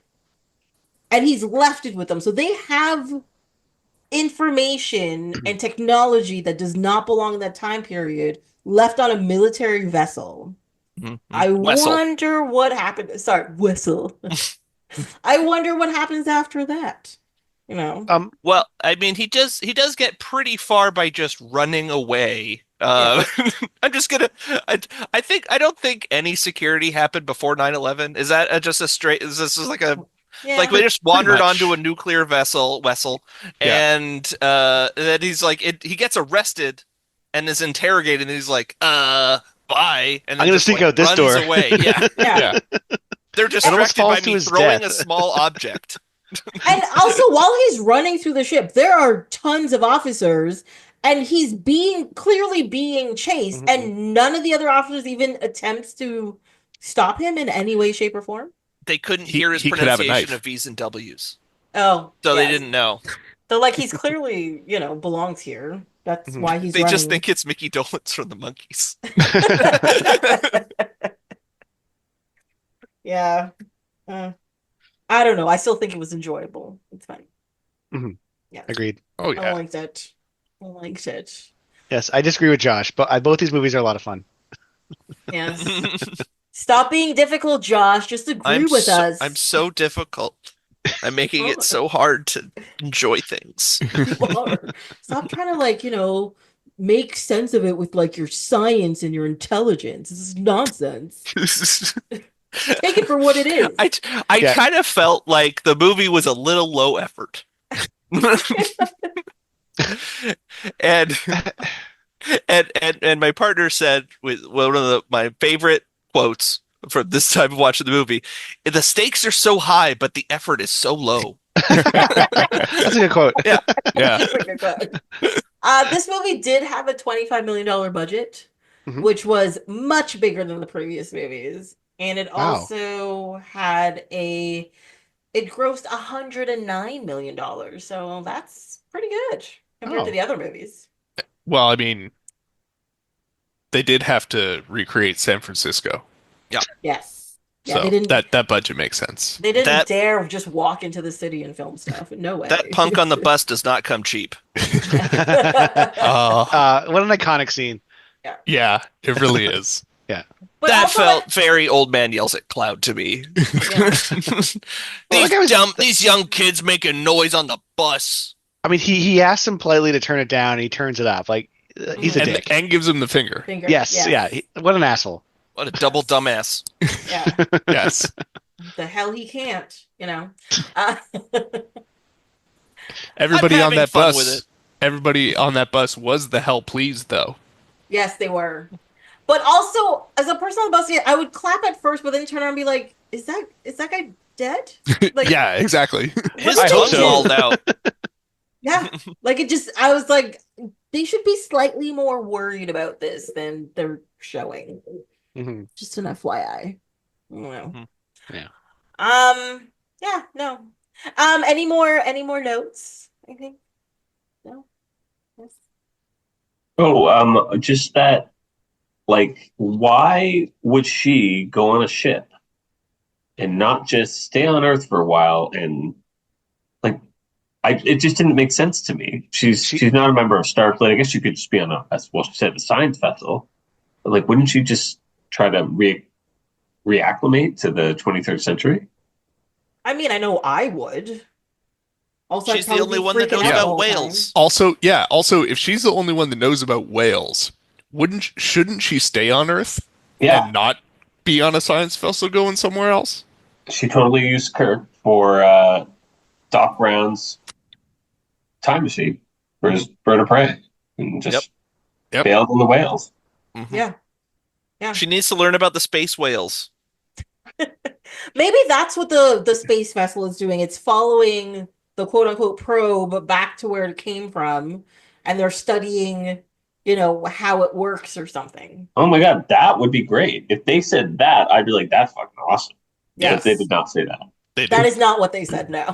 She was very vague about what she was doing. She's like, I'm Well, gonna, go into space now. I'm going elsewhere, old man. Yeah. Maybe that's why she was being vague. You're like, this guy's gonna follow me. I can't. Don't look me up. Yeah. I'll find you. She was actually probably just staying on Earth. You're right. It was probably just, Yeah. oh no, Yeah, but, Josh brings up a good point. Like, there are space whales in Star Trek, so once she Yeah. figures that out, I'd be like, all right, sorry, Gracie, and what's the other one? name? Georgie. Georgie. Georgie. Yeah, Yeah. this is way more interesting. Yeah, yeah. No, I did like that. Yeah. Yeah. Well, I think we're good. Oh, So we went yeah. long. I just want to say I like both That's of a these short one for movies. me, guys. I don't Yeah, know. yeah. This is nothing to you, Josh. Look, anything less than 4 hours is short for you, Josh. We get it. We get it. Dude loves to talk about movies. That's right. And Yeah, everyone loves my opinions. and your very obscure anecdotes from somewhere random. Oh, I love That those. one blows Those me are my away. fave. In every episode, at least twice, I'm just like, "What are you talking about?" And then you go on half an hour explaining what the reference was, and I'm just like, "Oh, okay, that's something Yeah. I'll never remember That's again." just my day-to-day life. That's most people's reaction to me. I was single a long time. The reasons show, yes. Yep, she's a keeper. Yeah, no, I feel like after our discussion and you guys have pointed out some new stuff to me, I actually think I like these two movies a little bit more Yes. than even when we started. So, I'm gonna stick with that. What do you guys think? My gambit worked. You're like, By in pointing out reality, all these the are my bad favorites. things, it makes you like the good things more. That's Yeah. exactly You it. fooled us again, Josh. And now my time is gone.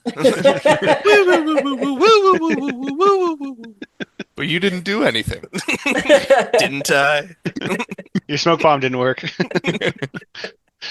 Oh, there he goes. There you go. No, you gotta love nobody visual on- gags on a podcast. Yeah. I'm like, nobody listening to this knows what's happening, and I'm gonna leave all of it in. I But did it a was perfect hilarious. version of that thing where you like do the steps down And disappear. and Oh, disappeared. I thought you backed up into a hedge. Yeah, like Homer Simpson. Yeah. Yeah. What do you think, Tim? Are you still feeling good about these movies? Yeah, like definitely like I've always been a fan of 4. That's of the original series movies. I've definitely seen that one the most. Mhm.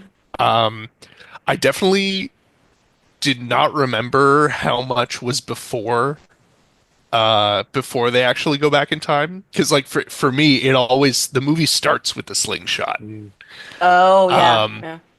And so, yeah, I think we said it earlier, but like the banter between McCoy and Spock coming back into like the movie series felt really good.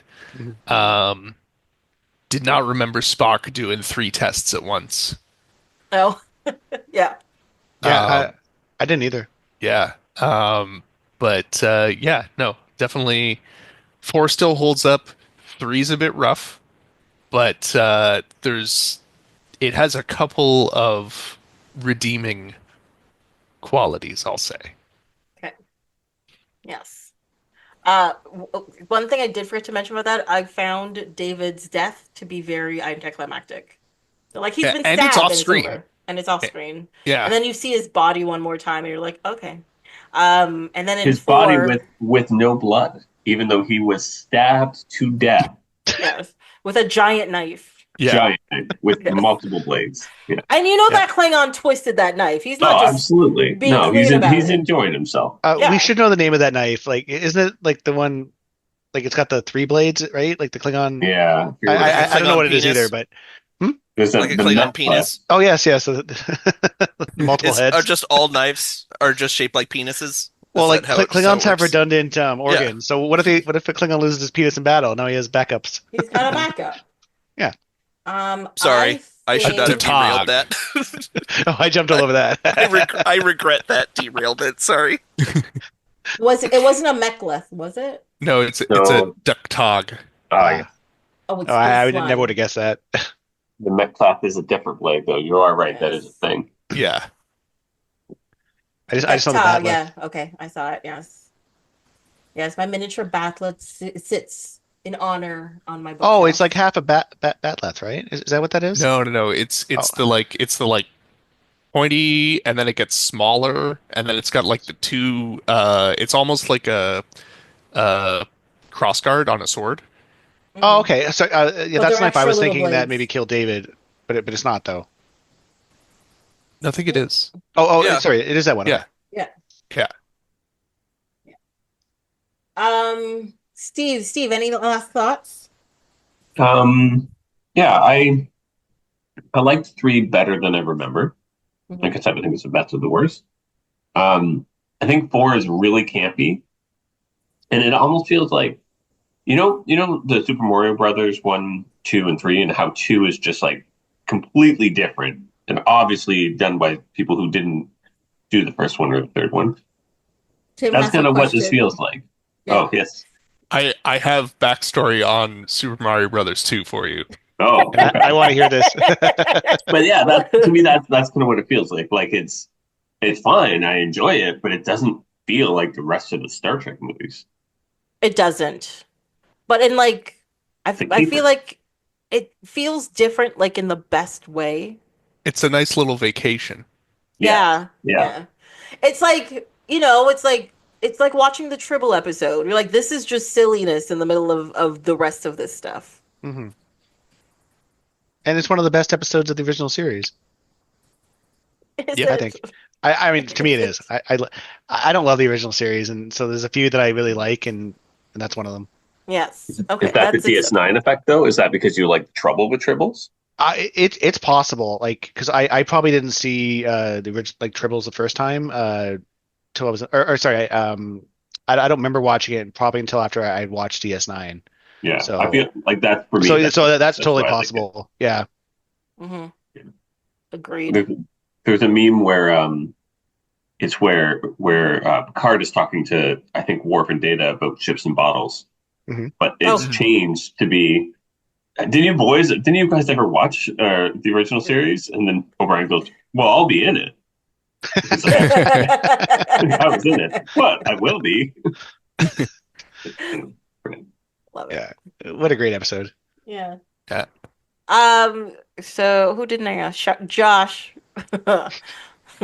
What are your final thoughts? I actually I agree with I think I agree with what Steve said. I think that honestly I think my issue with probably with both of them is that they do kind of lean into camp. And I'm not a huge camp person most of the time, especially in things that have a kind of serious tone to begin with and then go into camp. So I think that's where it kind of falls off for me. As I said, Christmas naps. It's great. These are both great to kind of like nod off and like kind of half on, and you're just kind of like drowsing on a day that you don't have to do anything. It's super fun for that, and that's a really great function. I do look back on these movies fondly, even though I don't think they're the best movies, and not particularly to my taste. But to each their own. It is silly on purpose. So, it is. I'm not going to say don't watch it, but I'm also not being like that's the best one. So Yeah. yeah. So Yeah. yeah. I think you guys have heard enough from me on Okay. this. Sean, what are your final thoughts? I love these movies, so I don't not much more to say. Just hmm I was Sorry. like I texted you yesterday, like when I was watching Search for You did. Spock, and it's just like I was just so happy watching it. So I'm gonna do the worst thing possible and ask Tim about his tangent of Super Mario Oh Brothers. yeah, I want to hear this. Oh yeah, okay. So you had Super Mario Brothers 1, and then in Japan they released Super Mario Brothers 2, which we got on Super Mario All-Stars for the Super Nintendo as Super Mario The Lost Levels. And that's the one where you get Oh, like poison mushrooms. So you hit the question block and like a purple mushroom pops out and you touch it and you die or you like shrink. Mhm. Um, but they decided like, oh, this is going to be too hard for North Americans. So uh, Those weaklings, yeah. Bunch of So stupid ass instead, Trump voters. they were So we're- right 30 years later. Yeah. so we're gonna like take another game, and so they took this other game called Doki Doki Panic, and they basically just changed the sprites of like the characters that you play as, which is why like Luigi is like taller and he's like more slippery when he runs. And then like Peach has the like skirt floating thing, Hmm. and like those are all just mechanics that they took from Doki Doki Panic because they just took the game and changed some sprites, and then released it as Super Mario 2 in the West. Oh. Did they ever release it in Japan? Like, I guess Doki Doki was Oh, already out, I right? think So there's Super Mario 2 USA, it's called in the States. Or Okay. sorry, in Japan. Yeah. oh, that's awesome. I Yeah. didn't know that. The more you know. Do, do, do, do. Done. Well, I just want to say thank you so much for coming on for this third episode. And can you believe it? There's only one more. No. Next time we'll talk about the last two movies and also kind of anything else you want to say about Star Trek as a franchise or a whole or a series or whatever you want to say. We will also talk about it next week as well. Or next episode. And so yeah. Until next time, I guess live long and prosper. It'll be an even numbered episode, so you know it'll be good. It will be good. Yeah. Well, one of them will be. Oh, All That's right. the one where we go back in time and review the last podcast, right? Yes. And 4. And make sure to add in some whale sounds. Yeah, That's all. What have I done? All right. Thanks, everybody. Bye. Bye. Well, that's it for this episode of Off My Shelf. Until next time, you can follow along on Instagram and Twitter at ohmyshelf, or you can send an email to ohmyshelf@gmail.com. This episode was produced and edited by me, Tracy, with original theme song by Ori Falconer. Like, subscribe, leave a comment wherever you listen to this podcast. Come back next time to see what falls off my shelf.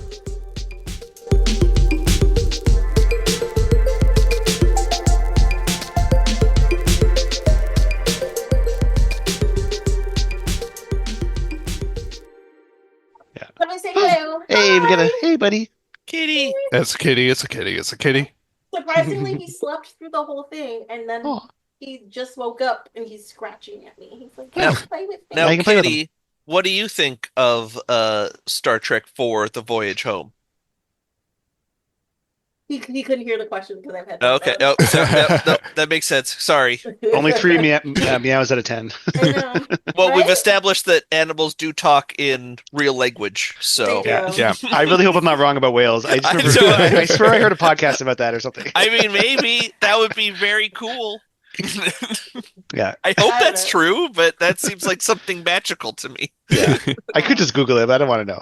It's like how narwhals don't exist. Come on, guys. There's no way that a narwhal is a real thing. Whale unicorn. That's a lie. Yeah, it's a whale unicorn. Come on. Yeah. Now he's just got a really big tooth in the middle of his forehead. Yeah. True. When I found God that out, would I'm not just allow like, it. That's horrible. Yeah. It just reminded me of the scene in The Simpsons where it shows like the future of Lisa if she doesn't get her braces, or, like her teeth, or like through her like, Oh, whole yeah. face. Yeah. Yeah, it's like do. For me, it's a big book of the big book of British smiles. It always makes me laugh. So what you're saying- my dad's British, and it's so funny to me. So what we're saying is that a narwhal just needs braces and it'll be fine. It's a regular whale. Yeah. That's it. It needs a dental plan. At least it needs mean- braces.